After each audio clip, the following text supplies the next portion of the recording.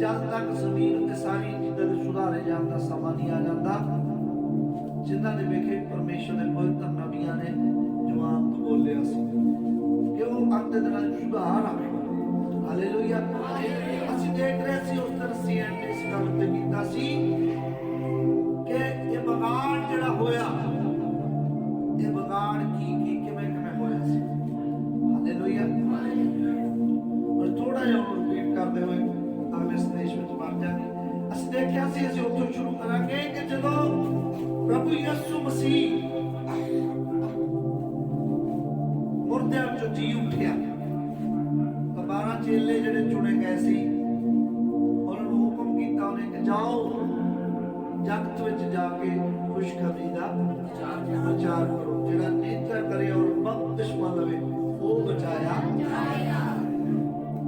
और ये महान आज्ञा लेके चेलियां ने जो पेंटिकोस्त दे दिन पवित्र आत्मा उन्हां दे उत्ते आया उस तो बाद उन्होंने संदेश प्रचारना शुरू किया।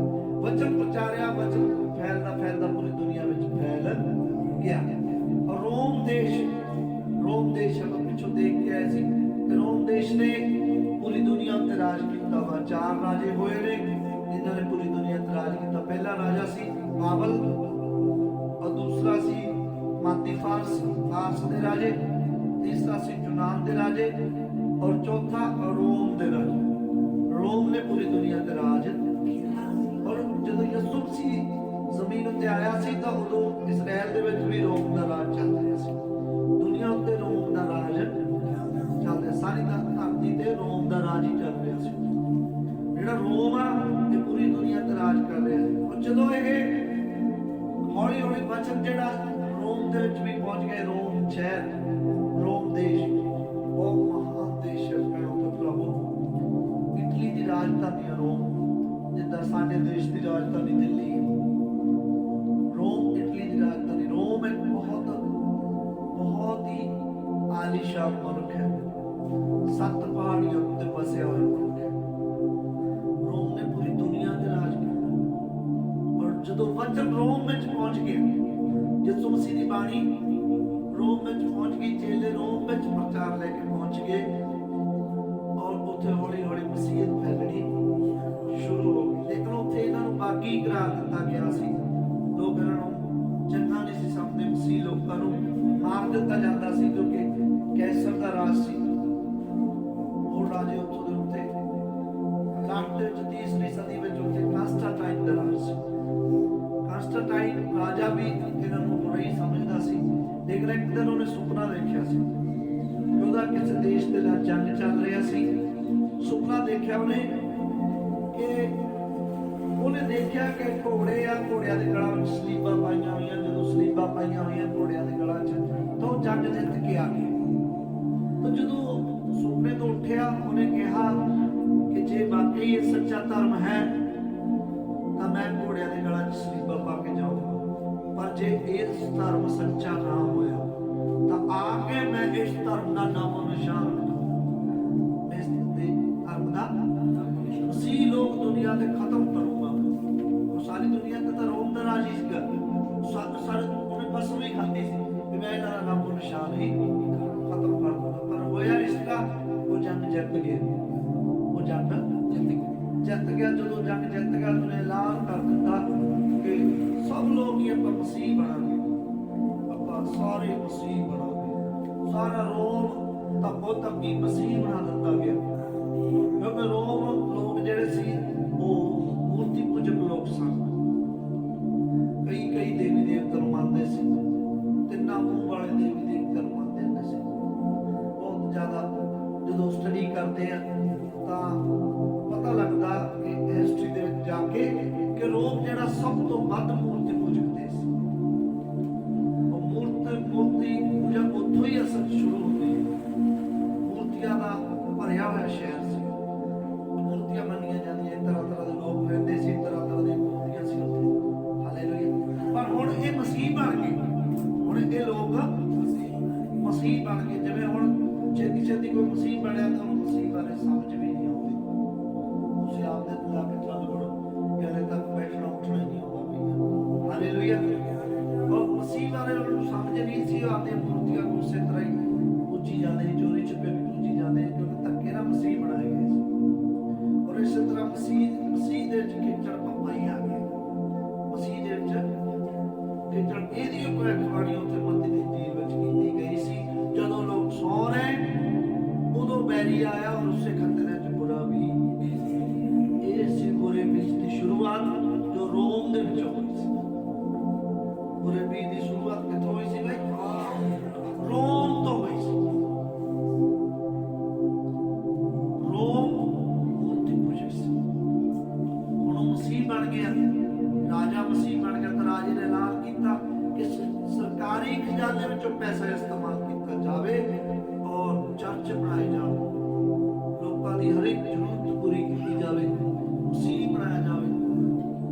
ਜੇ ਤੁਸੀਂ ਸੱਤ ਕਲੀਸਿਆ ਕਾਲ ਦੀ ਕਿਤਾਬ ਪੜ੍ਹੋ, ਮੈਂ ਪਿਛਲੀ ਵਾਰ ਵੀ ਤੁਹਾਨੂੰ ਦੱਸਿਆ ਸੀ ਕਿ ਤੁਹਾਨੂੰ ਤੁਹਾਡੀ ਸਮਝ ਖੁੱਲ ਜੂਗੀ ਕਿ ਅਸਲ 'ਚ ਕੀ ਹੋਇਆ ਸੀ, ਕਿਵੇਂ ਇਹ ਹੋਇਆ ਸਾਰਾ ਕੁਛ। ਇੱਥੋਂ ਤੱਕ ਕਿ ਲੋਕ ਤਾਂ ਇਹ ਮੰਨ ਹੀ ਗਏ ਸੀ, ਮਸੀਹ ਲੋਕਾਂ ਨੇ ਯਕੀਨ ਕਰ ਲਿਆ ਸੀ ਕਿ ਲੱਗਦਾ ਧਰਤੀ ਉੱਤੇ ਮਸੀਹ ਦਾ ਰਾਜ ਆ ਹੀ ਗਿਆ। ਰਾਜੇ ਮੰਨਣ ਲੱਗ ਗਏ, ਰੋਮ ਮੰਨਣ ਲੱਗ ਗਏ। ਰੋਮ ਜ਼ਮੀਨ ਦਾ ਸਿਰ ਮੰਨਿਆ ਜਾਂਦਾ ਸੀ। ਰੋਮ ਇੱਕ ਸ਼ਾਹੀ ਮੁਲਕ ਸੀ। ਔਰ ਇੱਥੋਂ ਤੱਕ ਲੋਕਾਂ ਨੇ ਵਿਚਾਰ ਬਣਾ ਲਿਆ ਵੀ ਲੱਗਦਾ ਧਰਤੀ ਉੱਤੇ ਮਸੀਹਤ ਹੁਣ ਪੂਰੀ ਤਰ੍ਹਾਂ ਹੀ ਆ ਚੁੱਕੀ ਆ ਔਰ ਯਿਸੂ ਦਾ ਰਾਜ ਪੂਰੀ ਤਰ੍ਹਾਂ ਹੀ ਆ ਗਿਆ। ਤਾਂ ਸਰਕਾਰੀ ਖਜ਼ਾਨੇ ਵਿੱਚੋਂ ਪੈਸੇ ਲੈ ਕੇ ਚਰਚ ਬਣ ਰਹੇ ਨੇ, ਪਾਦਰੀ ਪੜ੍ਹਾਏ ਜਾ ਰਹੇ ਆ, ਫੁੱਲ ਹੋ ਗਏ, ਕੋਈ ਸਾਰੇ ਪਾਸੇ ਮਸੀਹਤ ਦੀ ਫੁੱਲ ਹੋ ਗਏ। ਪਰ ਇਹ ਸਭ ਕੁਛ ਸ਼ੈਤਾਨ ਦਾ ਹੀ ਕੰਮ ਸੀ, ਬੈਰੀ ਦਾ ਹੀ। ਬੈਰੀ ਨੇ ਲੈ ਕੇ ਰਾਜਨੀਤੀ ਨੂੰ ਧਾਰਮਿਕਤਾ ਦੇ ਵਿੱਚ ਵਾੜ ਦਿੱਤਾ। ਰਾਜਨੀਤੀ ਅਤੇ ਧਰਮ ਉਹਨੇ ਇਕੱਠੇ ਕਰ ਲਏ।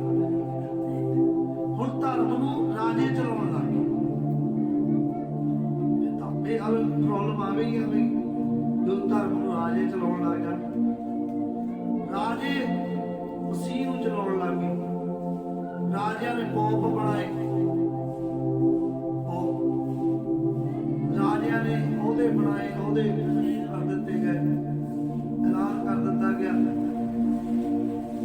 ਬੜਾ ਵੱਡੇ ਵੱਡੇ ਉਹਨਾਂ ਨੇ ਐਲਾਨ ਕਰ ਦਿੱਤੇ ਜਿਹੜੇ ਮਸੀਹ ਅੱਜ ਯਿਸੂ ਮਸੀਹ ਦੇ ਨਾਮ ਤੋਂ ਬਪਤਿਸਮਾ ਦਿੱਤੇ, ਇਹਨਾਂ ਦਾ ਲਾਭ ਹੋਇਆ।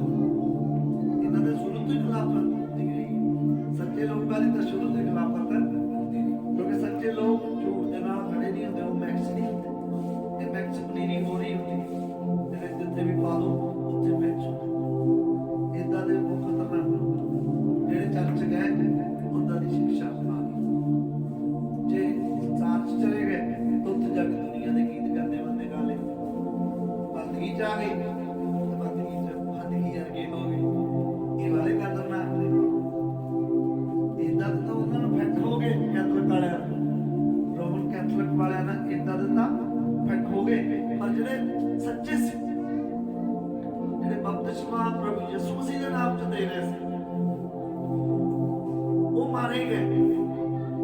ਉਹ ਰਾਜੇ ਨੇ ਐਲਾਨ ਕਰ ਦਿੱਤਾ ਮਾਰੋ ਇਹਨਾਂ ਨੂੰ, ਇਹ ਆਪਣੇ ਨਾਲ ਨਹੀਂ ਚੱਲਦੇ, ਇਹ ਕਾਂਸਟੇਂਟਾਈਨ ਦੇ ਨਾਲ ਨਹੀਂ ਖੜੇ ਹੋ ਰਹੇ, ਮਾਰੋ। ਕਾਂਸਟੇਂਟਾਈਨ ਤਾਂ ਪਰਮੇਸ਼ਵਰ ਦਾ ਨਬੀ ਹੈ, ਉਹਨਾਂ ਨੇ ਨਬੀ ਬਣਾ ਲਿਆ। ਪਹਿਲਾ ਸੰਤ ਪੋਪ ਬਣਾ ਲਿਆ, ਉਹਨਾਂ ਨੇ ਨਬੀ ਬਣਾ ਲਿਆ। ਬਹੁਤ ਵੱਡਾ ਵਧੀਆ ਧਾਰਮਿਕ ਬੰਦਾ ਸੀ ਜਿਹਨੇ ਵਸੀਅਤ ਨੂੰ ਫੈਲਾਇਆ। ਉਹ ਬਹੁਤ ਵਧੀਆ ਉਹਨਾਂ ਨੇ ਸਮਝ ਲਿਆ। ਏਦਾਂ ਹੀ ਹੋਇਆ, ਜੇ ਤੁਸੀਂ ਇਤਿਹਾਸ ਪੜ੍ਹੋਗੇ ਤਾਂ ਤੁਹਾਡੀਆਂ ਅੱਖਾਂ ਹੀ ਖੁੱਲ ਜਾਣਗੀਆਂ, ਸੱਚ ਹੋਇਆ ਕੀ। ਤਾਂ ਇਸ ਤਰੀਕੇ ਦੇ ਨਾਲ ਵਸੀਅਤ ਦੀ ਬਰਬਾਦੀ ਸ਼ੁਰੂ ਹੋ ਗਈ। ਸੱਚੇ ਕਲਾਮ ਦੇ ਵਿੱਚ ਝੂਠਾ ਕਲਾਮ ਵੀ ਮਿਕਸ ਹੋਣਾ ਸ਼ੁਰੂ ਹੋ ਗਿਆ। ਵਸੀਅਤ ਬਰਬਾਦ ਹੋਣੀ ਸ਼ੁਰੂ ਹੋ ਗਈ। ਝੂਠ ਆ ਗਿਆ ਵਸੀਅਤ, ਝੂਠਾ ਬਪਤਿਸਮਾ, ਝੂਠੀ ਸਿੱਖਿਆ ਵਸੀਅਤ ਵਿੱਚ ਆ ਗਈ। ਐਤ ਪੜਾਂਗੇ ਇੱਕ ਵਾਰ ਫਿਰ ਤੋਂ ਮੱਥੇ ਦੀ ਜੀਲ 13 ਦੇ 24 ਹੈ।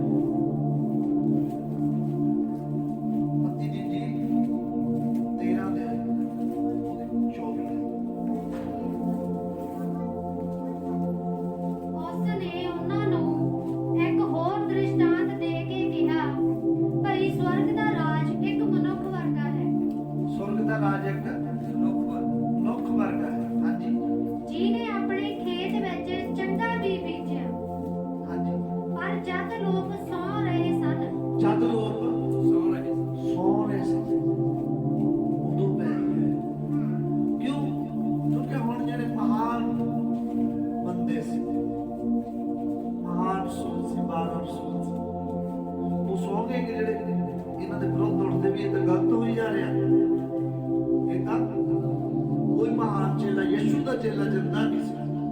ਯਿਸੂ ਦਾ ਚੇਲਾ ਜਿੰਦਾ ਹੁੰਦਾ ਤਾਂ ਉਹਨੇ ਰੋਮ ਦੇ ਵਿਰੁੱਧ ਖੜੇ ਹੋ ਜਾਣਾ ਸੀ, ਚਾਹੇ ਮੌਤ ਹੀ ਹੁੰਦੀ ਉਹਦੇ ਨਾਲ ਲੋਕਾਂ ਨੇ ਵੀ ਹੋਣਾ ਸੀ। ਯਿਸੂ ਦੇ ਚੇਲੇ ਜਦੋਂ ਸੌ ਗਏ ਉਦੋਂ ਹੋਇਆ ਇਹ ਕੰਮ। ਸਮਝ ਲੱਗੀ ਸਾਰਿਆਂ ਨੂੰ? ਮੈਂ ਨਹੀਂ ਸੌਖੇ ਤਰੀਕੇ ਨਾਲ ਸਮਝਾ ਰਿਹਾ ਕਿ ਤੁਹਾਡੇ ਸੱਚੀ ਮੁੱਚੀ ਜਿਹੜਾ ਜਹਿਨ ਵਿੱਚ ਭੈਣ ਦਾ ਵੀ ਕਹਾਣੀ ਬਿਲਕੁਲ ਸਹੀ ਹੈ, ਇਹ ਗਲਤ ਨਹੀਂ। ਜਿਹੜੇ ਪਿਛਲਾ ਵਾਲੇ ਨਹੀਂ ਸਮਝਣਾ ਚਾਹੁੰਦੇ ਉਹ ਆਪਣੀ ਬਹੁਤ ਉਹਨਾਂ ਨੂੰ ਤਾਲਾ ਲਾਇਆ, ਸਮਝਣ ਦੀ ਨਾ ਸਮਝਣ ਦੀ ਕਸਮ ਖਾ ਬੈਠੇ ਆ ਵੀ ਅਸੀਂ ਸਮਝਣਾ ਨਹੀਂ। ਪਰ ਜਿਹੜੇ ਪਰਮੇਸ਼ਰ ਦੇ ਚੁਣੇ ਹੋਏ ਆ ਜ਼ਰੂਰ ਇਹ ਗੱਲਾਂ ਨੂੰ ਸਮਝਣਗੇ ਵੀ ਇਹ ਗੱਲ ਕਿੱਥੋਂ ਚੱਲ ਪਈ ਆ।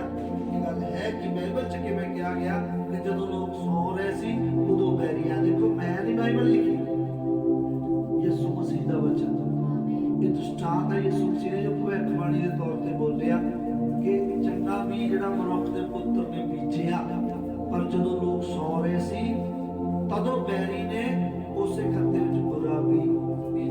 ਤੇ ਬੁਰਾ ਵੀ ਕੀ ਹੈ? ਕੌਣ ਹੈ ਬੈਰੀ? ਕੌਣ ਹੈ?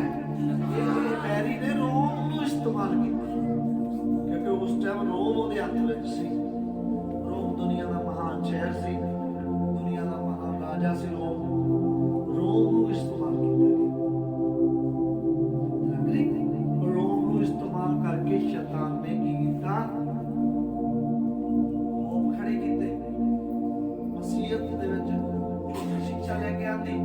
ਜਦੋਂ ਲੋਕ ਸੌ ਰਹੇ ਸੀ, ਇਹ ਚੇਲੇ ਲੋਕ ਸੌ ਰਹੇ ਸੀ, ਚੇਲੇ 12 ਦੇ 12 ਚੇਲੇ ਜਦੋਂ ਮਰ ਗਏ, ਪਤਰਸ ਪੌਲੁਸ ਜਿਹੜਾ 13ਵਾਂ ਰਸੂਲ ਲੂਸ ਵੀ ਜਦੋਂ ਮਰ ਗਿਆ, ਪੌਲੁਸ ਦਾ ਚੇਲਾ ਅਸਲੀ ਜਿਹੜਾ ਤੀਮੋਥੀਅਸ ਉਹ ਵੀ ਮਰ ਗਿਆ। ਲਾਸਟ ਤੇ ਮਰਿਆ ਸੰਤ ਯੋਹੰਨਾ 95 ਈਸਵੀ ਦੇ ਵਿੱਚ। ਸਭ ਤੋਂ ਮਹਾਨ ਚੇਲਾ, ਪਿਆਰਾ ਚੇਲਾ ਸੰਤ ਯੋਹੰਨਾ, ਇਹਨੇ ਪ੍ਰਕਾਸ਼ ਦੀ ਪੋਥੀ ਲਿਖੀ। ਉਹ ਚੇਲਾ 95 ਈਸਵੀ ਦੇ ਵਿੱਚ ਮਰਿਆ ਸੀ। ਉਸ ਤੋਂ ਪਹਿਲਾਂ ਉਹਨੂੰ ਬਲਦੇ ਅੱਗ ਦੇ ਕੜਾਹੇ ਦੇ ਵਿੱਚ, ਉੱਬਲਦੇ ਕੜਾਹੇ ਤੇਲ ਦੇ ਵਿੱਚ ਸੁੱਟ ਦਿੱਤਾ ਸੀ। ਪਰ ਜਦੋਂ ਉਹਨੂੰ ਸੁੱਟਿਆ ਪਰਮੇਸ਼ਰ ਉਹਦੇ ਨਾਲ ਸੀ, ਤੇਲ ਠੰਡਾ ਹੋ ਗਿਆ। ਕਿਉਂਕਿ ਪਿੱਛੇ ਵੀ ਪਰਮੇਸ਼ਰ ਨੇ ਬਲਦੀ ਅੱਗ ਦੀ ਭੱਠੀ ਵਿੱਚੋਂ ਸਦਰਕ ਮੇਸ਼ਕ ਤੇ ਅਬਦਨਗੋ ਬਚਾਏ ਸੀ। ਤਾਂ ਚੇਲੇ ਦਾ ਬਹੁਤ ਇਮਾਨਦਾਰ ਸੀ, ਵਿਸ਼ਵਾਸ ਸੀ ਉਹਨੂੰ। ਤੁਹਾਨੂੰ ਵਿਸ਼ਵਾਸ ਹੈ? ਕਈਆਂ ਨੂੰ ਵਿਸ਼ਵਾਸ ਨਹੀਂ, ਜਿਹੜੇ ਰੋਟੀ ਦੀ ਖਾਤਰ ਅੱਜ ਬੰਦਗੀ ਚ ਨਹੀਂ ਆਏ, ਪੈਸੇ ਦੀ ਬਹੁਤ ਚਿੰਤਾ, ਪੈਸਾ ਹੀ ਉਹਨਾਂ ਨੂੰ ਉਹਨਾਂ ਦੇ ਨਾਲ ਜਾਊਗਾ, ਯਿਸੂ ਨਹੀਂ ਜਾਊਗਾ। ਉਹ ਥੋੜੇ ਜਿਹੇ ਲਾਲਚ ਨੂੰ ਬੰਦਗੀ ਛੱਡ ਦਿੰਦੇ, ਬੰਦਗੀ ਦੀ ਕੋਈ ਬੇਪਰਵਾਹੀ, ਕਹਿੰਦੇ ਅਸੀਂ ਤੁਰਨ ਅਸੀਂ ਸਵਰਗ ਚਲੇ ਜਾਵਾਂਗੇ। ਸਵਰਗ ਕਿੱਦਾਂ ਜਾਣਗੇ? ਤੁਰਨ ਕਿੱਦਾਂ ਹੋ? ਤੁਰਨ ਲਾਲਚ ਨਹੀਂ ਕਰਦੀ, ਉਹ ਤੁਰਨ ਸਭ ਤੋਂ ਪਹਿਲਾਂ ਬੰਦਗੀ ਨਾਲ ਪਿਆਰ ਕਰਦੀ, ਚਾਹੇ ਸਗੇ ਭਰਾ ਦਾ ਵਿਆਹ ਕਿਉਂ ਨਹੀਂ। ਵਿਆਹ ਦੇ ਕਰਕੇ ਕਲੀ ਤੇ ਐਤਵਾਰ ਹੋ ਕੇ ਬੰਦਗੀ ਚ ਨਹੀਂ ਪਾ ਰਿਹਾ। ਦੱਸੋ ਇਹ ਕਿਹਾ ਜਾਂ ਤੁਹਾਡਾ ਪਿਆਰ ਹੈ ਕਲੀ ਵਾਲੇ ਕੋਈ ਯਿਸੂ ਮਸੀਹ ਨੂੰ ਕਿੱਦਾਂ ਦਾ ਪਿਆਰ ਕਰਦਾ? ਯਿਸੂ ਮਸੀਹ ਦੀ ਬਾਣੀ ਸੁਣ ਕੇ ਨਾ ਦੇਖੋ ਤੁਹਾਡੀ ਬੁੱਧ ਕਿਉਂ ਨਹੀਂ ਖੋਲਦੀ? ਇਹ ਸਾਡੇ ਵੀ ਭੈਣ ਭਰਾਵਾਂ ਦੀ ਬੁੱਧ ਨਹੀਂ। ਹਾਲੇਲੂਇਆ। ਤਾਂ ਕੀ ਹੈ? ਜਦੋਂ ਲੋਕ ਸੌ ਰਹੇ ਸੀ, ਲਾਸਟ ਪਿਆਰਾ ਚੇਲਾ ਯੋਹੰਨਾ ਬਲਦੀ ਅੱਗ ਦੀ ਭੱਠੀ ਸੁੱਟ ਦਿੱਤਾ ਗਿਆ। ਸੌਰੀ, ਬਲਦੇ ਤੇਲ ਦੇ ਉੱਬਲਦੇ ਤੇਲ ਵਿੱਚ ਜਦੋਂ ਉਹਨੂੰ ਸੁੱਟਦਾ ਤੇਲ ਠੰਡਾ ਹੋ ਗਿਆ। ਤੇਲ ਠੰਡਾ। ਉਹ ਇੱਕੋ ਇੱਕ ਚੇਲਾ ਜਿਹੜਾ ਨਾਰਮਲ ਮੌਤ ਮਰਿਆ, ਨਾਰਮਲ ਮੌਤ। ਹਾਂ, ਬਾਕੀ ਸਾਰਿਆਂ ਨੇ ਕੁਰਬਾਨੀਆਂ ਦਿੱਤੀਆਂ, ਸਾਰਿਆਂ ਨੇ ਕਿਉਂ ਦੀ ਕੁਰਬਾਨੀ ਪਹਿਲੇ ਦੇ ਰਿਹਾ, ਕਿਉਂਕਿ ਬਲਦੀ ਅੱਗ ਦੀ ਭੱਠੀ ਉਹਨੂੰ ਬਲਦੇ ਕੜਾਹੇ ਵਿੱਚ, ਉੱਪਰ ਦੇ ਕੜਾਹੇ ਵਿੱਚ ਸਿੱਟਤਾ ਸੀ ਉਹਨਾਂ ਨੇ, ਪਰ ਤੇਲ ਠੰਡਾ ਹੋ ਗਿਆ। ਕਿਸੇ ਨੇ ਦੱਸਿਆ ਮਸੀਹ ਦਾ ਚੇਲਾ ਐਵੇਂ ਏਦਾਂ ਨਹੀਂ ਮਰਨਾ। ਉਹ ਕਹਿੰਦੇ ਇਹ ਹੁਣ ਮਾਰੀ ਨਹੀਂ ਸਕਦਾ। ਉੱਥੇ ਪਤਾ ਇਹ ਉਡੀ ਹੋਈ ਸੀ ਖਬਰ ਵੀ ਇਹ ਚੇਲਾ ਤਾਂ ਹੁਣ ਕਦੇ ਇਹ ਅਮਰ ਹੋ ਗਿਆ।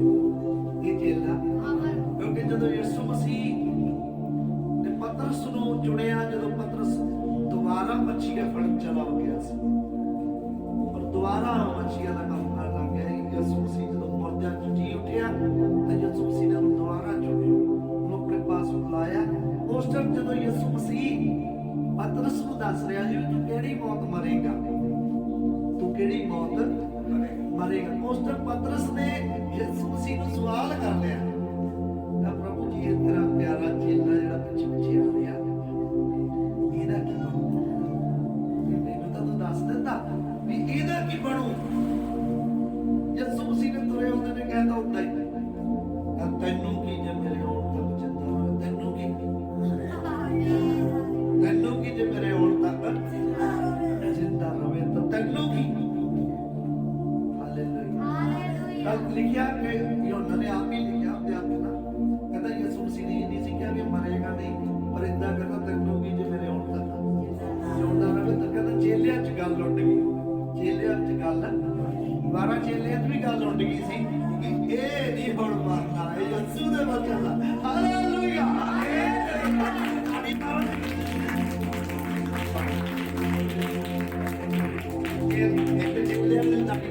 ਚੇਲਿਆਂ ਨੂੰ ਭਰੋਸਾ ਸੀ ਯਿਸੂ ਮਸੀਹ ਦੇ ਹਰ ਇੱਕ ਸ਼ਬਦ ਉੱਤੇ।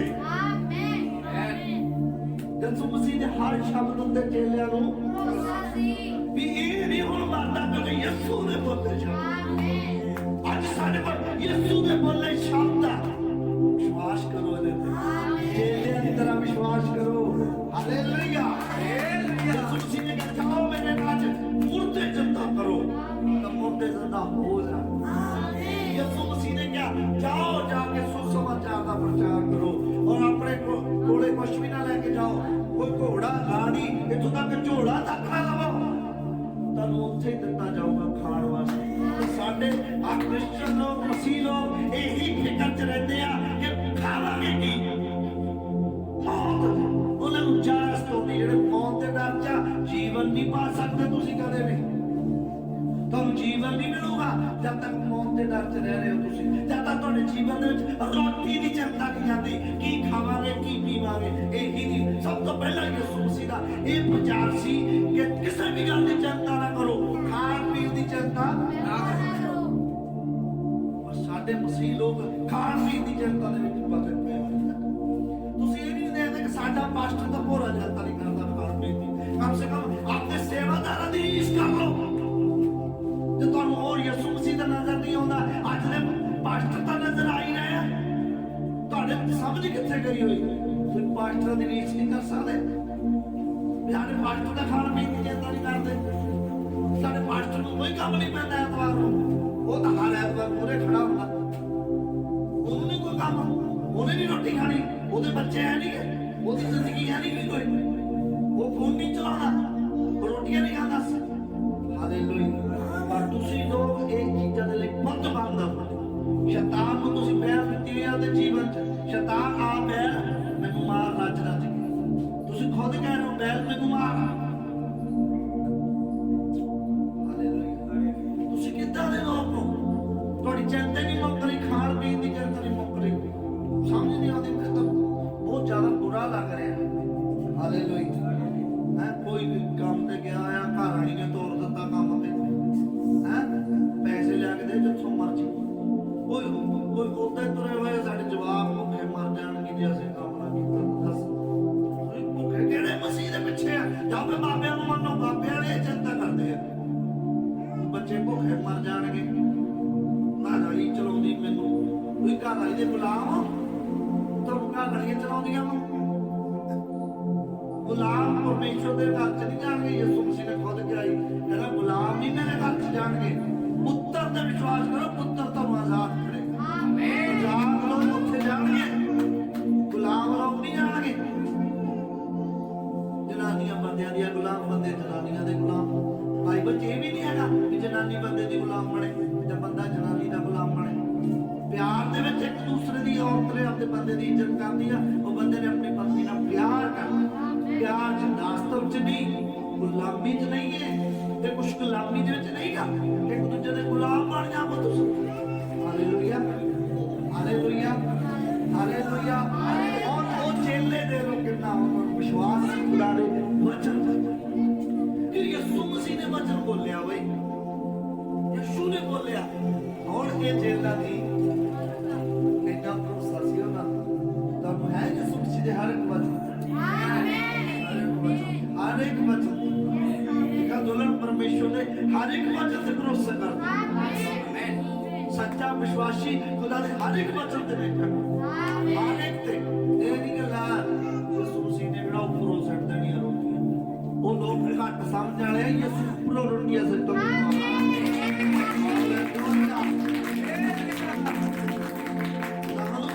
रोटियां सटन दी सामर्थ रखदा हो नहीं सटेगा 40 साल खवाइयां उन्हें इसराइल को एक अद्धा दिन एक दिन भुल भुले के गवानियां रोटियां मिलदियां कंद पूरी साडे घर खुदावंद ने आसमान तो 40 साल रोटी दी है हालेलुया साडी चर्चा अज तक रोटियां तो नहीं ऊपर उठते तो स्वर्ग च किवें जावांगे अड़ तो रोटियां तो नहीं ध्यान हटदा खावांगे की मसीह बनो असाई ना बनो साई बन के लेके बपतिस्मा लेके नहीं सुधरते लोग प्रभु को लेके नहीं सुधार करते अब पवित्र आत्मा तक किंदा जाओ ਤੁਹਾਨੂੰ ਅਜੇ ਤੱਕ ਇਹ ਸਿਖਾਇਆ ਜਾ ਰਿਹਾ ਵਾ ਬੰਦਗੀ ਜਾਓ ਤੁਹਾਡੀ ਬੰਦਗੀ ਤਾਂ ਲੋੜ ਨਹੀਂ ਆਉਂਦੀ ਬੰਦਗੀ ਤੋਂ ਤਾਂ ਪਹੁੰਚ ਨਹੀਂ ਆ ਰਿਹਾ ਤਵਾ ਜਦੋਂ ਜੀ ਕਰਦਾ ਕੋਈ ਵਿਆਹ ਨਹੀਂ ਛੱਡ ਦਿੰਦਾ ਕੋਈ ਉੱਤੇ ਛੱਡ ਦਿੰਦਾ ਜੀ ਕੰਮ ਆ ਗਿਆ बपतिस्मा कादे लिए ले आए कोई उदा ही ले लिया तुम प्रसाद सीगा प्रसाद बनते जी मैं कहा तो रवा प्रसाद ले ही नहीं कोई कह ही ना मैं इधर लिया नहीं प्रसाद ये प्रसाद नहीं बपतिस्मा अपने मसीह का कहना मनना गीत गाते राजा राजा मेरा यीशु राजा मैं मुझ में राज कर ले मेरा राजा जे अपनी राजा घर वाली होवे अपना राजा घर वाला होवे फिर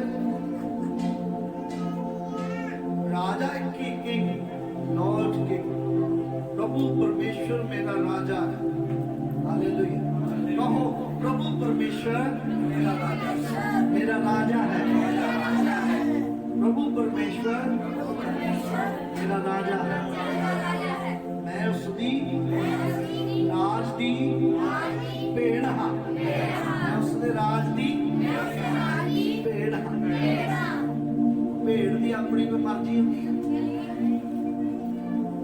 भेड़ चरवाहे के पीछे चलती उन्हें बुद्ध बख्शी गई कि उन्हें चरवाहे के पीछे चलना चरवाहे के अगे नहीं चलना ओए मैनू इत्थे बात सुनती तो अपने बेटे की आवाज नहीं सुन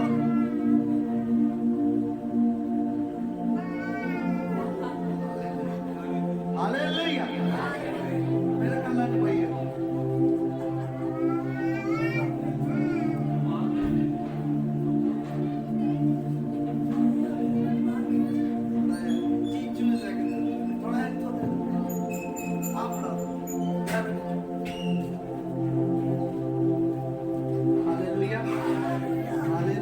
प्रभु का धन्यवाद कि असं इधर जाना संदेश पर मैं समझदा भी थोड़ा ध्यान मारा है मैं चलिए आइए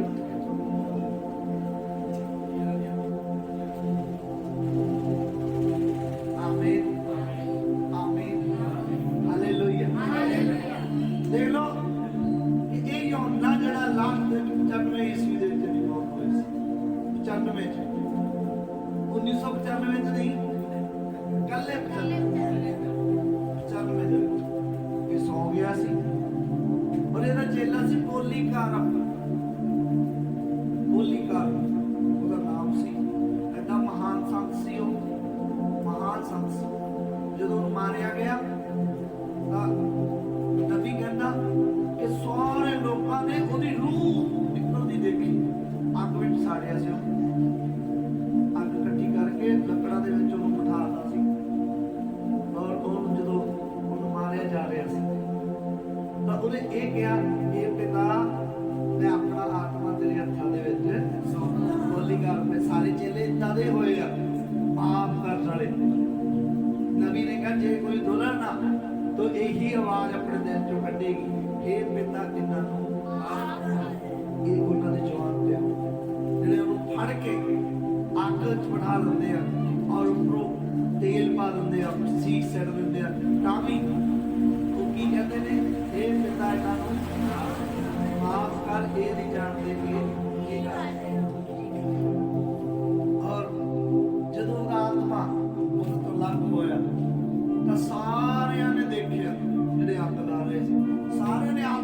ਉਹਦਾ ਸਾਈਡ ਤੇ ਖੜਾ ਆਤਮਾ ਦੇਖਿਆ ਉਹ ਸਵਰਗ ਦੂਤ ਉਹਦੇ ਨਾਲ ਸਵਰਗ ਦੂਤਾਂ ਨੇ ਉਹ ਲੈ ਕੇ ਆਪਣੇ ਸੋਨੇ ਦੀ ਪਾਲਕੀ ਚ ਬਿਠਾਇਆ ਉਹਨੂੰ ਲੈ ਕੇ ਗਏ ਸਾਰਿਆਂ ਦੇ ਸਾਹਮਣੇ ਸੋਨੇ ਦੀ ਪਾਲਕੀ ਚ ਬੈਠ ਕੇ ਆਪਦੇ ਅਸਲੀ ਘਰ ਪਹੁੰਚ ਗਏ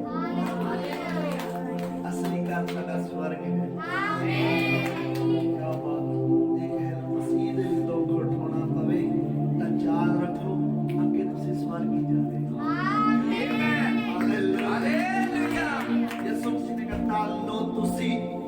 ਜਦੋਂ ਮੇਰੇ ਨਾਮ ਕਰਕੇ ਤੁਹਾਨੂੰ ਬੋਲੀਆਂ ਵੱਜਣ ਤੁਹਾਨੂੰ ਤੁਸੀਂ ਜਦੋਂ ਮੇਰੇ ਨਾਮ ਕਰਕੇ ਲੋਕ ਤੁਹਾਨੂੰ ਗਾਲਾਂ ਕੱਢਣ ਉਦੋਂ ਤੁਸੀਂ ਤਾਕੋ ਕਿਉਂਕਿ ਪਰਮੇਸ਼ਰ ਦਾ ਆਤਮਾ ਉਦੋਂ ਠਹਿਰਦਾ ਤੁਹਾਡੇ ਉੱਤੇ ਆ ਪਰਮੇਸ਼ਰ ਤੁਹਾਡੀ ਪੱਖ ਲੈਂਦਾ ਉਦੋਂ ਆ ਕੇ ਪਰਮੇਸ਼ਰ ਤੁਹਾਡੀ ਬੱਲ ਖੜਦਾ ਉਦੋਂ ਆਮੀਨ ਯਹੋਵਾ ਮੇਰੇ ਬੱਲ ਹੈ ਤਾਂ ਕੌਣ ਮੇਰੇ ਵਿਰੁੱਧ ਹੋ ਸਕਦਾ ਚਾਹੇ ਸਾਰਾ ਸੰਸਾਰ ਇੱਕ ਪਾਸੇ ਖੜਾ ਹੋਵੇ ਔਰ ਤੁਸੀਂ ਇੱਕ ਪਾਸੇ ਖੜੇ ਹੋ ਤਾਂ ਖੁਦਾ ਜੇ ਤੁਸੀਂ ਸੱਚੇ ਆ ਤਾਂ ਖੁਦਾ ਪੂਰੇ ਝੁੰਡ ਨੂੰ ਛੱਡ ਕੇ ਤੁਹਾਡੀ ਤਰਫ ਖੜਾ ਹੋਵੇ ਹਾਲੇਲੂਇਆ ਯਹੋਵਾ ਮੇਰੀ ਰੂਹ ਹੈ ਯਹੋਵਾ ਮੇਰੀ ਤਰਫ ਹੈ ਕਿਉਂਕਿ ਤੁਸੀਂ ਵਚਨ ਦੇ ਅਨੁਸਾਰ ਸਹੀ ਪਹਿਲਾਂ ਤਾਂ ਤੁਸੀਂ ਵਚਨ ਦੇ ਅਨੁਸਾਰ ਸਹੀ ਚਾਹੀਦੇ ਹੋ ਫਿਰ ਤੁਹਾਡੀਆਂ ਜ਼ਰੂਰਤਾਂ ਪੂਰੀਆਂ ਹੋਣਗੀਆਂ ਫਿਰ ਤੁਹਾਡੀ ਰੋਟੀ ਦੇ ਮਸਲੇ ਹੱਲ ਹੋ ਜਾਣਗੇ ਫਿਰ ਤੁਹਾਡੇ ਰੋਗ ਠੀਕ ਹੋ ਜਾਣਗੇ ਤੁਹਾਡੀਆਂ ਬਿਮਾਰੀਆਂ ਠੀਕ ਹੋ ਜਾਣਗੀਆਂ ਤੁਹਾਡੇ ਘਰ ਵਾਲੇ ਸਹੀ ਹੋ ਜਾਣਗੇ ਤੁਹਾਡੀਆਂ ਘਰ ਵਾਲੀਆਂ ਸਹੀ ਕਈਆਂ ਦੇ ਘਰ ਵਾਲੇ ਨਹੀਂ ਸਹੀ ਕਈਆਂ ਦੀ ਘਰ ਵਾਲੀਆਂ ਨਹੀਂ ਸਹੀ ਤੇ ਤੁਹਾਡਾ ਕਿੱਥੋਂ ਪਿਆ ਹੋਇਆ ਤੁਸੀਂ ਵਚਨ ਦੇ ਵਿੱਚ ਲੜਾਈ ਹੋ ਜਾਂਦੀ ਘਰੇ ਤੁਹਾਡੀ ਜਦੋਂ ਘਰੇ ਲੜਾਈ ਤੁਹਾਡੀ ਹੋ ਜਾਂਦੀ ਆ ਫਿਰ ਤੁਸੀਂ ਕੀ ਕਰਦੇ ਹੋ ਘਰ ਵਾਲਾ ਕਹਿੰਦਾ ਮੈਂ ਤਾਂ ਜਾਣਾ ਹੀ ਨਹੀਂ ਹੁਣ ਬੰਦ ਜਦ ਤੱਕ ਪਾਸਟਰ 5-7 ਐਤਵਾਰ 10 ਐਤਵਾਰ ਬਾਅਦ ਆਊਗਾ ਵੀ ਤੂੰ ਕਾਕਾ ਆਉਂਦਾ ਨਹੀਂ ਫੇਰ ਪੜ੍ਹਦੇ ਉਹ ਚੱਕ ਕੇ ਆ ਜਾਂਦੇ ਨੇ ਬੰਦਗੀ ਫਿਰ ਪਤਾ ਨਹੀਂ ਕਿਵੇਂ ਆ ਜਾਂਦਾ ਉਹ ਤਾਂ ਆਉਣਾ ਹੀ ਨਹੀਂ ਮਾਲ ਹੋਈ ਪਈ ਤੇ ਪਾਟੂ ਦੇ ਅੱਗੇ ਬੰਦਗੀ ਚੋਟੇ ਯਿਸੂ ਨਾਲ ਤਾਂ ਕੋਈ ਪਿਆਰ ਨਹੀਂ ਪ੍ਰਭੂ ਯਿਸੂ ਮਸੀਹ ਨਾਲ ਤਾਂ ਕੋਈ ਪਿਆਰ ਪਹਿਲਾਂ ਲੈ ਲੜੀਆਂ ਕਰਦੇ ਮੇਰੇ ਘਰ ਵਾਲੀ ਕਿਸ ਤਰੀਕੇ ਨਾਲ ਠੀਕ ਹੋ ਜਾਵੇ ਬੰਦਗੀ ਨਹੀਂ ਛੱਡਦਾ ਜਦੋਂ ਹੋ ਜਾਂਦੀਆਂ ਘਰ ਵਾਲੀਆਂ ਠੀਕ ਫਿਰ ਬੰਦਗੀ ਛੱਡ ਦਿੰਦੇ ਫਿਰ ਨਹੀਂ ਹੋਣਾ ਬੰਦਗੀ ਵਿੱਚ ਕੰਮ ਸਾਰੇ ਤੋਂ ਕੰਮ ਨਾ ਬੜੇ ਲੋਕ ਇਹ ਤਾਂ ਇਨਸਾਨ ਦੀ ਗੱਲ ਹੈ ਤੇ ਲੋਕ ਇਨਸਾਨ ਜਿਹੜਾ ਇਨਸਾਨ ਫਰਾਮੋਸ਼ ਕਹਿੰਦੇ ਉਹਨਾਂ ਜਿਹੜੇ ਇਨਸਾਨ ਦਾ ਬਦਲਾ ਨਾ ਚੁਕਾਉਣਾ ਉਹਨਾਂ ਨੂੰ ਕੀ ਕਹਿੰਦੇ ਆ ਆਸਾਨ ਫਰਾਮੋਸ਼ ਮਸੀਹ ਦੇ ਨਾਲ ਵੀ ਬੜੇ ਫਰਾਮੋਸ਼ ਕਰਦੇ ਆ ਫਿਰ ਵੀ ਕੁਛ ਨਹੀਂ ਬਰਕਤ ਦਿੰਦਾ ਰਹਿੰਦਾ ਤਾਂ ਵਿਚਾਰਾ ਇੰਨਾ ਪਿਆਰਾ ਪਰਮੇਸ਼ਰ ਵਿਚਾਰਾ ਕਰਕੇ ਉਹ ਦੁੱਖ ਦਵਾਈ ਜਾਂਦਾ ਯਿਸੂ ਕੋਈ ਨਾ ਉਹ ਅਸਲੀ ਰੂਪ ਚ ਅਸਲੀ ਰੂਪ ਵੀ ਉਹਦਾ ਆਉਣ ਵਾਲਾ ਹੀ ਆਮੀਨ ਯਿਸੂ ਮਸੀਹ ਨੂੰ ਨਹੀਂ ਬੇਵਕੂਫ ਬਣਾ ਯਿਸੂ ਮਸੀਹ ਨੂੰ ਨਹੀਂ ਕੋਈ ਬਣਾ ਸਕਦਾ ਉਹ ਜਾਣਦਾ ਸਾਰਿਆਂ ਨੂੰ ਕਿ ਕੌਣ ਮੇਰੇ ਨਾਲ ਕੀ ਕਰ ਰਿਹਾ ਜਾਣਦਾ ਨਹੀਂ ਕਹਿੰਦਾ ਕਿ ਯਿਸੂ ਮਸੀਹ ਜਾਣਦਾ ਸਰ ਹਾਲੇਲੂਇਆ ਹਾਲੇਲੂਇਆ ਹਰ ਇੱਕ ਨੂੰ ਜਾਣਦਾ ਹਰ ਇੱਕ ਦੇ ਵਿਚਾਰਾਂ ਨੂੰ ਜਾਣਦਾ ਹਰ ਇੱਕ ਦੇ ਦਿਲ ਨੂੰ ਜਾਣਦਾ ਗੁਰਦਿਆਂ ਨੂੰ ਵੀ ਜਾਣਦਾ ਹਾਲੇਲੂਇਆ ਸੋ ਅਸੀਂ ਹੁਣ ਵਾਪਸ ਮੁੜਨਾ ਮੇਰੇ ਤੋਂ ਮੇਰਾ ਧਿਆਨ ਨਹੀਂ ਖਿੱਚਣਾ ਕਿਉਂਕਿ ਇਹ ਸਾਰੀ ਕਟਿੰਗ ਕਰਨੀ ਪੈਣੀ ਵੀਡੀਓ ਦੀ ਹੁਣ ਮੈਨੂੰ ਠੀਕ ਹੈ ਬਿਲਕੁਲ ਬੱਚਿਆਂ ਨੂੰ ਆਪਣਿਆਂ ਨੂੰ ਬਚਾ ਕੇ ਰੱਖੋ ਸੰਭਾਲ ਕੇ ਰੱਖੋ ਜਿਹੜੇ ਬੋਲਦੇ ਆ ਉੱਥੇ ਲੈ ਕੇ ਖੜਜੋ ਜੇ ਕੋਈ ਚੀਜ਼ ਮੰਗਦੇ ਉਹ ਬੱਚੇ ਦੀ ਚੀਜ਼ ਨੂੰ ਸਮਝੋ ਰਾਮ ਜੀ ਨੂੰ ਸਮਝੋ ਬੱਚਾ ਕਹਿਣਾ ਕੀ ਚਾਹੁੰਦਾ ਕੋਈ ਤਕਲੀਫ ਚ ਆ ਜਾਂ ਬਾਥਰੂਮ ਜਾਣਾ ਜੇ ਕੋਈ ਚੀਜ਼ ਮੰਗਦਾ ਇਹ ਤੁਸੀਂ ਦੇਖਣਾ ਹਾਲੇਲੂਇਆ ਬੰਦਗੀ ਨੂੰ ਪਿਆਰ ਨਾਲ ਸਮਝੋ ਕੋਈ ਗੱਲ ਨਹੀਂ ਰੋਈ ਜਾ ਪਰ ਇਹਦੇ ਨਾਲ ਦੂਸਰੇ ਵੀ ਚੱਲਣਾ ਹਾਲੇਲੂਇਆ ਤੈਨੂੰ ਫੌਜੀ ਬਣਾਉਣ ਦਾ ਕੋਈ ਫਾਇਦਾ ਨਹੀਂ ਮੈਂ ਕੀ ਕਰਨ ਡਿਆ ਮਾਰੇਗਾ ਕਿ ਤੈਨੂੰ ਕਿਹਾ ਹਾਲੇਲੂਇਆ ਉਹਦੇ ਮਾਰੂ ਮੰਨ ਕੇ ਗਿਆ ਉਹਦੇ ਲੱਗਣੀ ਚਾਹੀਦੀ ਹਾਲੇਲੂਇਆ ਇੱਧਰ ਦੇ ਉੱਤੇ ਆਪ ਮੇਰੇ ਕੋਲ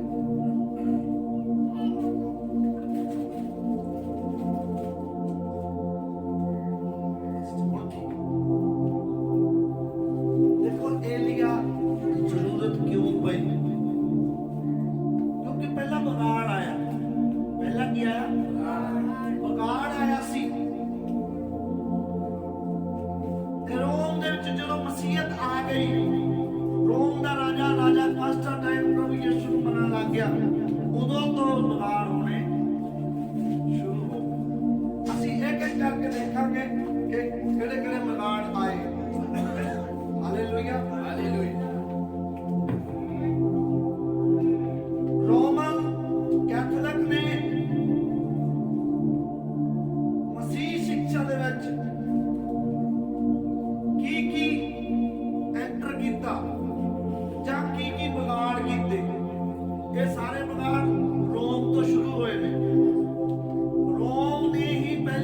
ਬਣਾਈ ਸੀ ਜਿਸ ਦਾ ਨਾਮ ਸੀ ਕੈਥੋਲਿਕ। ਕੈਥੋਲਿਕ ਬੋਲ ਕੇ ਦੱਸੋ, ਕੈਥੋਲਿਕ। ਕੈਥੋਲਿਕ ਇਹ ਰੋਮੀ ਸ਼ਬਦ ਹੀ ਹੈ, ਸਾਡੀ ਭਾਸ਼ਾ ਦਾ ਸ਼ਬਦ ਨਹੀਂ, ਇਸ ਕਰਕੇ ਰੋਮ ਦਾ ਸ਼ਬਦ ਆ ਉਹ ਉਸੇ ਭਾਸ਼ਾ ਵਿੱਚ ਕੈਥੋਲਿਕ। ਤਾਂ ਹੌਲੀ ਹੌਲੀ ਇਹ ਕਹਿਣ ਲੱਗੇ ਰੋਮਨ ਕੈਥੋਲਿਕ, ਕਿਉਂਕਿ ਰੋਮ ਤੋਂ ਸ਼ੁਰੂ ਹੋਈ ਸੀ। Roman Catholic. ਕੈਥੋਲਿਕ ਦਾ ਮਤਲਬ ਮੁਕਤੀ। ਇਹਨਾਂ ਨੇ ਐਲਾਨ ਕਰ ਦਿੱਤਾ ਸੀ ਕਿ ਮੁਕਤੀ ਜਿਹੜੀ ਆ ਉਹ ਰੋਮ ਦੇ ਦੁਆਰਾ ਹੀ ਹੈ। ਜਿਹੜੀ ਮੁਕਤੀ ਆ ਉਹ ਰੋਮ, ਇਸ ਕਰਕੇ ਆਪਣੇ ਆਪ ਨੂੰ ਕਿਹੜਾ ਨਾਮ ਦਿੱਤਾ ਇਹਨਾਂ ਨੇ? Catholic. Roman Catholic. Roman Catholic. Roman Catholic ਹੋਂਦ ਵਿੱਚ ਆਈ। ਇਹ ਰੋਮਨ ਕੈਥੋਲਿਕ ਜਦੋਂ ਹੋਂਦ ਵਿੱਚ ਆਈ, ਇਹ ਤੀਸਰੀ ਸਦੀ ਸੀਗੀ ਜਦੋਂ ਰੋਮਨ ਕੈਥੋਲਿਕ ਹੋਂਦ ਦੇ ਵਿੱਚ ਆਈ। ਔਰ ਰੋਮਨ ਕੈਥੋਲਿਕ ਨੇ ਬਾਈਬਲ ਦੇ ਵਿੱਚ ਕੀ ਜੋੜ ਦਿੱਤਾ, ਇਹ ਆਪਾਂ ਇੱਕ ਇੱਕ ਕਰਕੇ ਦੇਖਾਂਗੇ। ਠੀਕ ਆ, ਆਪਦੇ ਕਾਪੀਆਂ ਪੈਨ ਜੋ ਲਿਖ ਰਹੇ ਆ, ਜੋ ਨੋਟ ਕਰ ਰਹੇ ਆ, ਨੋਟ ਕਰਨਾ, ਕਿਉਂਕਿ ਬਹੁਤ ਇੰਪੋਰਟੈਂਟ ਸੱਚਾਈ ਹੈ ਇਹ। ਹਾਲੇਲੂਇਆ। ਪ੍ਰਭੂ ਤੁਹਾਨੂੰ ਬਹੁਤ ਬਰਕਤ ਦੇਵੇ। ਇੱਕ ਇੱਕ ਕਰਕੇ ਗੱਲ ਨੋਟ ਕਰਨਾ ਕਿ ਰੋਮਨ ਕੈਥੋਲਿਕ ਨੇ ਮਸੀਹਤ ਦੇ ਵਿੱਚ ਮਿਲਾਵਟ ਕੀਤੀ, ਸੱਚੇ ਵਚਨ ਨੂੰ ਬਰਬਾਦ ਕਰਨ ਦੀ ਕੋਸ਼ਿਸ਼ ਕੀਤੀ, ਔਰ ਉਹ ਆਪਣੀ ਕੋਸ਼ਿਸ਼ ਦੇ ਵਿੱਚ ਕਾਮਯਾਬ ਹੋਇਆ। ਕੈਥੋਲਿਕ ਨੇ ਝੂਠੀ ਸਿੱਖਿਆ ਨੂੰ ਸੱਚੀ ਸਿੱਖਿਆ ਦੇ ਵਿੱਚ ਮਿਲਾਵਟ ਕੀਤੀ, ਔਰ ਉਹ ਮਿਲਾਵਟ ਵਿੱਚ ਕਾਮਯਾਬ ਹੋਇਆ। ਪਿੱਛੋਂ ਸਭ ਤੋਂ ਪਹਿਲਾਂ ਜਿਹੜੀ ਮਿਲਾਵਟ ਹੋਈ ਸੀ ਉਹ ਅਦਨ ਦੇ ਵਿੱਚ ਹੋਈ ਸੀ। ਅਦਨ ਬਾਗ ਦੇ ਵਿੱਚ ਜਦੋਂ ਆਦਮ ਹਵਾ ਉਹਨਾਂ ਨੂੰ ਵਰਜਿਆ ਫਲ ਸੀਗਾ ਕਿ ਇਹ ਫਲ ਤੁਸੀਂ ਨਹੀਂ ਖਾਣਾ, ਤਾਂ ਸ਼ੈਤਾਨ ਨੇ ਮਿਲਾਵਟ ਕੀਤੀ ਵਚਨ ਦੇ ਵਿੱਚ। ਖੁਦਾ ਨੇ ਕਿਹਾ ਸੀ ਕਿ ਬਾਗ ਦੇ ਸਾਰੇ ਬਿਰਛਾਂ ਦੇ ਫਲ ਤੁਸੀਂ ਖਾ ਸਕਦੇ ਹੋ, ਪਰ ਭਲੇ ਤੇ ਬੁਰੇ ਦੀ ਸਿਆਣ ਦੇ ਬ੍ਰਿਕਸ਼ ਨੂੰ ਤੁਸੀਂ ਨਹੀਂ ਖਾਣਾ। ਜਿਸ ਦਿਨ ਤੁਸੀਂ ਖਾਓਗੇ ਤੁਸੀਂ ਮਾਰ ਜਾਓਗੇ। ਸ਼ੈਤਾਨ ਨੇ ਮਿਲਾਵਟ ਕੀਤੀ ਕਿ ਤੁਸੀਂ ਕਦੀ ਨਾ ਮਰੋਗੇ। ਇਹ ਮਿਲਾਵਟ ਕੀਤੀ ਸੀ ਉਹਨੇ ਪਰਮੇਸ਼ਰ ਦੇ ਵਚਨ ਦਾ ਵਿਰੋਧ ਖੜਾ ਕੀਤਾ, ਪਰਮੇਸ਼ਰ ਦੇ ਵਚਨ ਦਾ ਗਲਤ ਤਰਜਮਾ ਕੀਤਾ, ਪਰਮੇਸ਼ਰ ਦੇ ਵਚਨ ਨੂੰ ਗਲਤ ਪੜਾਇਆ ਉਹਨੇ ਲੋਕਾਂ ਨੂੰ। ਤੁਸੀਂ ਕਦੀ ਨਾ ਮਰੋਗੇ। ਪਰਮੇਸ਼ਰ ਨੇ ਕਿਹਾ ਤੁਸੀਂ ਮਰ ਜਾਓਗੇ। ਪਰਮੇਸ਼ਰ ਨੇ ਕੀ ਕਿਹਾ ਸੀ? ਤੁਸੀਂ ਮਰ ਜਾਓਗੇ। ਸ਼ੈਤਾਨ ਨੇ ਕੀ ਕਿਹਾ? ਕਿੰਨਾ ਫਰਕ ਪਾਤਾ ਵਚਨ ਦਾ। ਗੱਲ ਤਾਂ ਥੋੜੀ ਜਿਹੀ ਕਮਾਈ, ਪਰ ਸ਼ਬਦਾਂ ਦੇ ਹੇਰ ਫੇਰ ਚ ਖੁਦਾ ਨੇ ਕਿਹਾ ਤੁਸੀਂ ਕਦੀ ਨਾ ਮਰੋਗੇ। ਖੁਦਾ ਨੇ ਕਿਹਾ ਤੁਸੀਂ ਜਿਸ ਦਿਨ ਫਲ ਖਾਓਗੇ ਤੁਸੀਂ ਮਰ ਜਾਓਗੇ। ਸ਼ੈਤਾਨ ਨੇ ਕੀ ਕਹਿਤਾ? ਤੁਸੀਂ ਕਦੀ ਨਾ ਮਰੋਗੇ। ਸਗੋਂ ਪਰਮੇਸ਼ਰ ਜਾਣਦਾ ਜਿਸ ਦਿਨ ਤੁਸੀਂ ਇਹ ਫਲ ਖਾ ਲਓਗੇ ਤੁਹਾਡੀਆਂ ਅੱਖਾਂ ਖੁੱਲ ਜਾਣਗੀਆਂ, ਤੁਸੀਂ ਪਰਮੇਸ਼ਰ ਦੇ ਬੁੱਧਵਾਨ ਹੋ ਜਾਓਗੇ। ਇਹ ਪਰਮਾ ਲਿਆ ਨੇ ਹਵਾ ਨੂੰ ਉਹ ਵਰਜਿਆ ਫਲ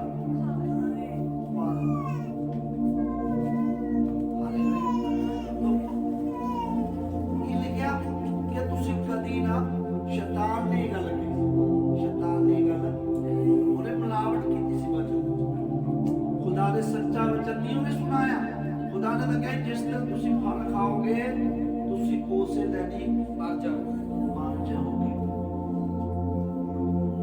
ਕਈ ਲੋਕ ਹਜੇ ਤੱਕ ਇਹ ਗੱਲ ਨਹੀਂ ਸਮਝੇ ਔਰ ਕਹਿ ਦਿੰਦੇ ਆਦਮ ਤਾਂ ਉਸ ਦਿਨ ਮਰਿਆ ਹੀ ਨਹੀਂ ਸੀ। ਆਦਮ ਤਾਂ ਉਸ ਦਿਨ ਮਰਿਆ, ਪਰੰਤੂ ਆਦਮ ਉਸੇ ਦਿਨ ਹੀ ਆਤਮਿਕ ਤੌਰ ਤੇ ਉਸੇ ਦਿਨ ਮਰ ਗਿਆ ਸੀ, ਕਿਉਂਕਿ ਖੁਦਾ ਦਾ ਰੂਹ, ਖੁਦਾ ਦਾ ਥਿਓਫੈਨੀ ਬੋਡੀ, ਆਤਮਿਕ ਬੋਡੀ ਜਿਹੜੀ ਉਹਨੂੰ ਦਿੱਤੀ ਗਈ ਜਿਹਦੇ ਨਾਲ ਉਹ ਨੰਗਾ ਸੀ ਪਰ ਉਹਨੂੰ ਪਤਾ ਨਹੀਂ ਲੱਗਦਾ ਸੀ ਕਿ ਮੈਂ ਨੰਗਾ ਹਾਂ।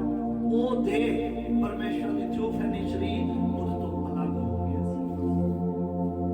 ਉਹ ਇੱਕ ਆਮ ਸਰੀਰ ਰਹਿ ਗਿਆ ਸੀ ਜਿਹਦਾ ਅੱਜ ਅਸੀਂ ਬੈਠੇ ਆਮ ਸਰੀਰ। ਅੱਜ ਸਾਨੂੰ ਪਤਾ ਲੱਗਦਾ ਹੈ ਨੰਗੇ ਇਸ ਕਰਕੇ ਕੱਪੜੇ ਪਾ ਕੇ ਬੈਠੇ ਸਭ, ਇਸ ਕਰਕੇ ਸਾਰੇ ਕੱਪੜੇ ਪਾ ਕੇ ਬੈਠੇ। ਉਦੋਂ ਕੱਪੜਿਆਂ ਦੀ ਜ਼ਰੂਰਤ ਨਹੀਂ ਸੀ, ਖੁਦਾ ਦੇ ਕੱਪੜੇ ਸੀ ਸਾਡੇ ਉੱਤੇ। ਉਹ ਕੱਪੜੇ, ਉਹ ਸਰੀਰ ਸਾਡੇ ਤੋਂ ਚਲਾ ਗਿਆ। ਉਹ ਸਰੀਰ ਸਾਡੇ ਤੋਂ ਚਲਾ ਗਿਆ। ਉਸੇ ਦਿਨ ਹੀ ਮੌਤ ਹੋ ਗਈ ਔਰ ਸਰੀਰਕ ਰੂਪ ਚ ਚ ਉਸ ਦਿਨ ਮਰ ਗਿਆ, ਸਰੀਰਕ ਰੂਪ ਵਿੱਚ ਵੀ ਉਹ ਉਸੇ ਦਿਨ ਹੀ ਮਰਿਆ ਸੀ ਖੁਦਾ ਦੇ ਹਿਸਾਬ ਦੇ ਨਾਲ, ਕਿਉਂਕਿ ਖੁਦਾ ਦੇ ਹਿਸਾਬ ਦੇ ਨਾਲ ਇੱਕ ਦਿਨ 1000 ਜਿਹਾ ਹੈ, ਇੱਕ ਦਿਨ 1000 ਸਾਲ ਜਿਹਾ ਹੈ, ਔਰ ਖੁਦਾ ਦਾ ਇੱਕ ਦਿਨ 1000 ਸਾਲ, 6000 ਸਾਲ ਬੀਤੇ ਆ ਹੁਣ ਤੱਕ ਆਦਮ ਤੋਂ ਲੈ ਕੇ, ਤਾਂ ਖੁਦਾ ਦੇ ਤਰੀਕੇ ਦੇ ਮੁਤਾਬਕ ਜੇ 6 ਦਿਨ ਹੀ ਬੀਤੇ, ਖੁਦਾ ਦੇ ਤਰੀਕੇ ਦੇ ਮੁਤਾਬਕ ਜੇ 6 ਦਿਨ ਹੀ ਬੀਤੇ, ਉਹ 7ਵਾਂ ਦਿਨ ਖੁਦਾ ਦਾ ਆਰਾਮ ਦਾ 1000 ਸਾਲ ਦਾ ਰਾਜ। ਪੁਰਾਣੇ ਨਿਯਮ ਚ ਵੀ ਲਿਖਿਆ ਉਤਪਤੀ ਕਿਤਾਬ ਚ, ਪਰਮੇਸ਼ਰ ਨੇ 6 ਦਿਨਾਂ ਵਿੱਚ ਆਕਾਸ਼ ਤੇ ਧਰਤੀ ਬਣਾਇਆ, ਪਰ 7ਵੇਂ ਦਿਨ ਉਹਨੇ ਆਰਾਮ ਕੀਤਾ। 7ਵਾਂ ਦਿਨ 1000 ਸਾਲ ਦਾ ਦਿਨ ਹੈ, ਉਹ 6 ਦਿਨਾਂ ਚ ਪਰਮੇਸ਼ਰ ਨੇ ਬਣਾਇਆ ਜ਼ਮੀਨ ਆਸਮਾਨ ਸੂਰਜ ਚੰਦ ਤਾਰੇ। 6ਵੇਂ ਦਿਨ ਮਨੁੱਖ ਦੀ ਸ੍ਰਿਸ਼ਟੀ ਹੋਈ ਸੀ। ਹਾਲੇਲੂਇਆ। ਮਨੁੱਖ ਨੇ ਜਦੋਂ ਫਲ ਖਾ ਲਿਆ, ਉਹ ਖੁਦਾ ਦੇ ਟਾਈਮ ਦੇ ਮੁਤਾਬਕ, ਖੁਦਾ ਦੇ ਦਿਨ ਦੇ ਮੁਤਾਬਕ ਉਹ ਇੱਕ ਦਿਨ ਜਿੰਦਾ ਨਹੀਂ ਰਿਹਾ। 937 ਸਾਲ ਦੀ ਉਮਰ ਸੀ ਉਹਦੀ ਜਦੋਂ ਆਦਮ ਮਰਿਆ। ਜਦੋਂ ਆਦਮ ਮਰਿਆ ਉਹਦੀ ਕਿੰਨੀ ਉਮਰ ਸੀ? 937 ਸਾਲ ਦਾ ਹੋ ਕੇ ਮਰਿਆ ਸੀ। ਉਹ 1000 ਸਾਲ ਪੂਰਾ ਨਹੀਂ ਕਰ ਪਾਇਆ। ਉਹ 1000 ਸਾਲ, ਜੇ 1000 ਸਾਲ ਜਿੰਦਾ ਰਹਿੰਦਾ ਤਾਂ ਹੀ ਦੂਸਰਾ ਦਿਨ ਆਉਂਦਾ। ਉਹ ਉਸੇ ਦਿਨ ਹੀ ਮਰ ਗਿਆ ਸੀ। ਖੁਦਾ ਨੇ ਕਿਹਾ ਜਿਸ ਦਿਨ ਤੂੰ ਫਲ ਖਾਏਗਾ ਤੂੰ ਉਸੇ ਦਿਨ ਹੀ, ਉਹ ਉਸੇ ਦਿਨ ਹੀ ਮਰਿਆ। ਆਤਮਿਕ ਤੌਰ ਤੇ ਉਸੇ ਟਾਈਮ ਮਰ ਗਿਆ, ਸਰੀਰਕ ਤੌਰ ਤੇ ਉਸੇ ਦਿਨ ਮਰ ਗਿਆ। ਉਹ 1000 ਸਾਲ ਰਾਜ ਪੂਰਾ ਨਹੀਂ ਕਰ ਪਾਇਆ। ਇਸ ਧਰਤੀ ਤੇ ਹੋਰ ਵੀ ਮੈਂ ਤੁਹਾਨੂੰ ਦੱਸ ਹੀ ਦੇਵਾਂ ਸਾਰਿਆਂ ਨੂੰ, ਕੋਈ ਵੀ ਬੰਦਾ 1000 ਸਾਲ ਜਿੰਦਾ ਨਹੀਂ ਰਿਹਾ, ਇੱਕ ਦਿਨ ਪੂਰਾ ਨਹੀਂ ਕਰ ਪਾਇਆ ਕੋਈ ਵੀ ਅੱਜ ਤੱਕ। ਕੋਈ ਵੀ ਆਦਮ ਤੋਂ ਬਾਅਦ ਵੀ ਕਿੱਡੇ ਕਿੱਡੇ ਨਬੀ ਹੋਏ, ਮੂਸਾ ਹੋਇਆ 120 ਸਾਲ ਦਾ ਹੋ ਕੇ ਉਹਦੀ ਮੌਤ ਹੋ ਗਈ ਸੀ। ਪਤਰਸ ਸੁਣੀ ਹੋਏ, ਹਾਲੇਲੂਇਆ। ਔਰ ਸਾਡੇ ਯੁੱਗ ਦਾ ਨਬੀ ਭਾਈ ਵਿਲੀਅਮ ਬ੍ਰਾਨਮ ਵੀ ਹੋਇਆ, ਉਹਦੀ ਵੀ ਮੌਤ ਹੋਈ। ਹਰ ਇੱਕ ਦੀ ਮੌਤ ਹੋਈ, ਪਰ ਕੋਈ ਵੀ ਇੱਕ ਦਿਨ ਪੂਰਾ ਨਹੀਂ ਕਰ ਪਾਇਆ। ਇੱਕ ਦਿਨ ਵਿੱਚ ਹੀ ਉਹਦੀ ਮੌਤ ਹੋ ਗਈ। ਹਾਲੇਲੂਇਆ। तो खुदा ने कहा जिस दिन तू फल खाएगा तू उसे दिन ही मर जाएगा। खुदा ਦੇ ਤਰੀਕੇ ਨਾਲ ਉਸੇ ਦਿਨ ਹੀ ਮਰ ਗਿਆ ਸੀ, ਕਿਉਂਕਿ ਉਹ 937 ਸਾਲ ਦਾ ਹੋ ਕੇ ਮਰਿਆ, ਉਹਨੇ ਇੱਕ ਦਿਨ ਪੂਰਾ ਨਹੀਂ ਕੀਤਾ। ਹਾਲੇਲੂਇਆ। तो ਅਸੀਂ ਦੇਖਦੇ ਹਾਂ ਕਿ ਰੋਮਨ ਕੈਥੋਲਿਕ ਨੇ ਬਾਈਬਲ ਦੇ ਵਿੱਚ ਕੀ ਜੋੜ ਦਿੱਤਾ, ਕੀ ਝੂਠੀ ਸਿੱਖਿਆਵਾਂ ਬਾਈਬਲ ਚ ਲਿਆਂਦੀਆਂ ਨੇ। ਇੱਕ ਇੱਕ ਕਰਕੇ ਨੋਟ ਕਰਾਂਗੇ। ਪਹਿਲੀ ਆ 310 ਈਸਵੀ ਵਿੱਚ, ਤੀਜੀ ਸਦੀ ਚ ਸਾਰੀ ਗੜਬੜੀ ਸ਼ੁਰੂ ਹੋਈ, ਕਿਉਂਕਿ ਤੀਜੀ ਸਦੀ ਦੇ ਵਿੱਚ ਰਾਜਾ ਕਾਂਸਟੇਂਟਾਈਨ ਰਾਜਾ ਯਿਸੂ ਮਸੀਹ ਨੂੰ ਮੰਨਣ ਲੱਗ ਗਿਆ ਸੀ। ਉਦੋਂ ਤੋਂ ਲੈ ਕੇ ਵਿਗਾੜ ਸ਼ੁਰੂ ਹੋਇਆ, ਔਰ ਫਿਰ ਵਿਗਾੜ ਰੁਕਿਆ ਹੀ ਨਹੀਂ। ਇਹ ਵਿਗਾੜ ਰੁਕਿਆ ਹੀ ਨਹੀਂ, ਚੱਲਦਾ ਹੀ ਗਿਆ। ਅੱਜ ਤੱਕ ਚੱਲੀ ਜਾ ਰਿਹਾ ਹੈ। ਅੱਜ ਤੱਕ ਵੀ ਹੌਲੀ ਹੌਲੀ ਇਹ ਸਿੱਖਿਆ ਸਾਰੀਆਂ ਮਿਸ਼ਨਾਂ ਵਿੱਚ ਫੈਲੀ ਹੋਈ ਹੈ। ਪਹਿਲਾਂ ਕੈਥੋਲਿਕ ਹੁੰਦੀ ਆ, ਉਸ ਤੋਂ ਬਾਅਦ ਸਾਰਿਆਂ ਵਿੱਚ ਫੈਲ ਜਾਂਦੀ। ਨੰਬਰ 1 ਸਲੀਬਾਂ ਪਾਉਣ ਦਾ 310 ਈਸਵੀ ਵਿੱਚ ਸ਼ੁਰੂ ਹੋਈਆਂ। ਗਲੇ ਵਿੱਚ ਸਲੀਬਾਂ ਪਾਉਣੀਆਂ, ਸਲੀਬ ਦਾ ਨਿਸ਼ਾਨ ਗਲੇ ਵਿੱਚ ਪਾ ਕੇ ਰੱਖਣਾ। ਤੁਸੀਂ ਦੇਖਿਆ ਹੋਊਗਾ ਫਿਲਮਾਂ ਦੇ ਵਿੱਚ ਅਸੀਂ ਲੋਕ ਗਲੇ 'ਚ ਸਲੀਬਾਂ ਪਾ ਕੇ ਰੱਖਦੇ, ਪਤਾ ਉਹਦੇ ਨਾਲ ਗਲੇ 'ਚ ਲੱਕੜ ਦੀ ਸਲੀਬ ਲਟਕਾਈ ਹੁੰਦੀ, ਇੱਥੋਂ ਤੱਕ ਲਟਕਦੀ। ਪਾਦਰੀ ਵੀ ਗਲਿਆਂ ਦੇ ਵਿੱਚ ਸਲੀਬਾਂ ਪਾਉਂਦੇ। ਸਲੀਬ ਇੱਥੇ ਮੈਂ ਦਿਖਾਉਣੀ ਸੀ, ਸਾਡੇ ਅੰਦਰ ਪਈ ਹੋਈ ਹੈ, ਚਲੋ ਪ੍ਰਭੂ ਨੇ ਚਾਹਿਆ ਤਾਂ ਬਾਅਦ ਵਿੱਚ ਦਿਖਾਵਾਂਗੇ। ਤਾਂ ਗਲੇ ਦੇ ਵਿੱਚ ਲੱਕੜ ਦੀ ਸਲੀਬ ਪਾਉਂਦੇ ਆ, ਔਰ ਉਸ ਸਲੀਬ ਪਾਉਣ ਦਾ ਇਹ ਸ਼ੁਰੂ ਹੋਈ ਰੀਤ 310 ਈਸਵੀ ਵਿੱਚ। ਬਾਈਬਲ ਦੇ ਵਿੱਚ ਕਿਤੇ ਨਹੀਂ ਲਿਖਿਆ ਕਿ ਤੁਸੀਂ ਗਲਿਆਂ 'ਚ ਸਲੀਬਾਂ ਪਾਉਣੀਆਂ। ਬਾਈਬਲ ਦੇ ਵਿੱਚ ਨਾ ਜੇਲਿਆਂ ਨੇ ਸਿੱਖਿਆ ਦਿੱਤੀ ਗਲਿਆਂ 'ਚ ਸਲੀਬਾਂ ਪਾ ਕੇ ਰੱਖਣੀਆਂ, ਜਾਂ ਸਲੀਬ ਪਾਉਣ ਨਾਲ ਬਾਹਲਾ ਪਤਾ ਲੱਗਦਾ ਵੀ ਅਸੀਂ ਮਸੀਹ ਹਾਂ। ਸਲੀਬ ਪਾਉਣ ਨਾਲ ਕੋਈ ਨਿਸ਼ਾਨੀ ਨਹੀਂ ਯਿਸੂ ਨੂੰ ਮੰਨਦਾ। ਸਲੀਬ ਤਾਂ ਲੋਕ ਫੈਸ਼ਨ ਨੂੰ ਵੀ ਪਾ ਲੈਂਦੇ ਆ, ਸਲੀਬ ਤਾਂ ਲੋਕ ਵੈਸੇ ਹੀ ਪਾਈ ਫਿਰਦੇ, ਕਲਾਕਾਰ ਪਾਈ ਫਿਰਦੇ ਆ, ਨੰਗੀਆਂ ਔਰਤਾਂ ਵੀ ਪਾਈ ਫਿਰਦੇ ਆ ਸਲੀਬਾਂ। ਕੋਈ ਪਤਾ ਨਹੀਂ, ਪ੍ਰਭੂ ਦੇ ਬਾਰੇ ਨੌਲੇਜ ਨਹੀਂ ਹੈਗੀ। ਦੂਸਰੇ ਧਰਮਾਂ ਦੇ ਲੋਕ ਵੀ ਸਲੀਬ ਪਾ ਲੈਂਦੇ। ਸਲੀਬ ਪਾਉਣ ਨਾਲ ਕੋਈ ਕ੍ਰਿਸਚਨ ਨਹੀਂ ਬਣਦਾ, ਨਾ ਸਲੀਬ ਪਾਉਣ ਨਾਲ ਕੋਈ ਧਰਮੀ ਬਣਦਾ ਹੈ। ਸਲੀਬ ਪਾਉਣ ਦਾ ਨਿਸ਼ਾਨ, ਸਲੀਬ ਪਾਉਣ ਦਾ ਕੰਮ ਜਿਹੜਾ 310 ਦੇ ਵਿੱਚ ਸ਼ੁਰੂ ਹੋਇਆ। ਨੋਟ ਕਰ ਲਓ, 310 ਦੇ ਵਿੱਚ ਇਹ ਜੋੜਿਆ ਗਿਆ।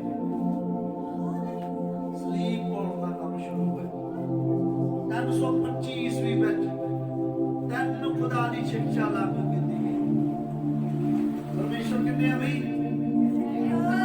ਉਹਨੂੰ ਕਿੰਨੇ ਆ? ਪਰ ਲੋਕ ਨੇ ਇਹਨੂੰ ਟੁਕੜਿਆਂ ਵਿੱਚ ਵੰਡ ਦਿੱਤਾ ਗਿਆ। ਪਿਤਾ, ਪੁੱਤਰ, ਪਵਿੱਤਰ ਆਤਮਾ, ਉਹਦੇ ਇੱਕੋ ਦੇ ਹੀ ਤਿੰਨ ਆਫਿਸ ਆ, ਇੱਕੋ ਦਾ ਹੀ ਤਿੰਨ ਤਰੀਕੇ ਨਾਲ ਕੰਮ ਕਰਦਾ ਢੰਗ ਆ, ਪਤਾ ਇੱਕੋ ਹੀ ਆ, ਖੁਦਾ ਹੀ ਆ। ਜੋ ਬਾਪ ਹੈ ਉਹੀ ਬੇਟਾ ਬਣ ਕੇ ਆਇਆ ਸੀ, ਉਹੀ ਰੂਹ ਕੁਦਸ ਪਵਿੱਤਰ ਆਤਮਾ ਦੇ ਰੂਪ ਦੇ ਵਿੱਚ ਸਾਡੇ ਜੀਵਨ ਦੇ ਵਿੱਚ ਕੰਮ ਕਰਦਾ ਵਾ। ਪਰ ਰੋਮਨ ਕੈਥੋਲਿਕ ਨੇ ਇਹਨੂੰ ਤਿੰਨ ਪਰਮੇਸ਼ਰ ਕਹਿ ਕੇ ਸੰਬੋਧਨ ਕੀਤਾ ਕਿ ਤਿੰਨ ਪਰਮੇਸ਼ਰ ਜਿਹੜੇ ਇੱਕੋ ਜਿਹੇ ਆ, ਇੱਕੋ ਜਿਹੀ ਪਾਵਰ ਰੱਖਦੇ ਆ, ਇੱਕ ਰੂਪ ਦੇ ਵਿੱਚ ਆ। ਇਸ ਤਰ੍ਹਾਂ ਕਰਕੇ ਉਹ ਬਣਾਉਂਦੇ ਆ, ਇਸ ਤਰ੍ਹਾਂ ਕਰਕੇ ਵੀ ਕਰਦੇ ਰਹੇ। ਅਸੀਂ ਫਿਲਮਾਂ ਨੂੰ ਦੇਖਦੇ ਨੇ, ਬਾਪ ਬੇਟਾ ਆਪ ਨੂੰ ਕੇ ਨਾਮ ਨਹੀਂ ਵਡਿਆਈ ਹੋ, ਇਸ ਤਰ੍ਹਾਂ ਕਰਕੇ ਬੋਲਦੇ ਆ। ਇਹ ਤਿੰਨ ਪਰਮੇਸ਼ਵਰਾਂ ਦੀ ਸਿੱਖਿਆ 325 ਈਸਵੀ ਦੇ ਵਿੱਚ ਸ਼ੁਰੂ ਹੋਈ। ਉਸ ਤੋਂ ਪਹਿਲਾਂ ਇਹ ਸਿੱਖਿਆ ਸ਼ੁਰੂ ਨਹੀਂ ਸੀ। ਚੇਲੇ ਕਦੇ ਨਹੀਂ, ਚੇਲਿਆਂ ਨੇ ਇਹਨਾਂ ਨੂੰ ਤਿੰਨ ਪਰਮੇਸ਼ਰ ਕਹਿ ਕੇ ਕਦੇ ਸੰਬੋਧਨ ਕੀਤਾ ਵੀ ਪਿਤਾ, ਪੁੱਤਰ, ਪਵਿੱਤਰ ਆਤਮਾ, ਅਲੱਗ-ਅਲੱਗ ਤਿੰਨ ਪਰਮੇਸ਼ਵਰ ਇੱਕੋ ਜਿਹੀ ਪਾਵਰ ਰੱਖਦੇ ਆ। ਕਦੇ ਚੇਲਿਆਂ ਨੇ ਨਹੀਂ ਸਿਖਾਇਆ, ਨਾ 12 ਰਸੂਲਾਂ ਨੇ ਸਿਖਾਇਆ, ਔਰ ਨਾ ਹੀ ਪਤਰਸ ਪੌਲਸ ਨੇ ਸਿਖਾਇਆ। ਪੌਲਸ ਰਸੂਲ ਨੇ ਇਹ ਸਿੱਖਿਆ ਨਹੀਂ ਦਿੱਤੀ ਵੀ ਤਿੰਨ ਪਰਮੇਸ਼ਵਰ। ਪਰ ਇੱਕ ਕੈਥੋਲਿਕ ਨੇ ਸ਼ੁਰੂ ਕੀਤੀ 325 ਦੇ ਵਿੱਚ।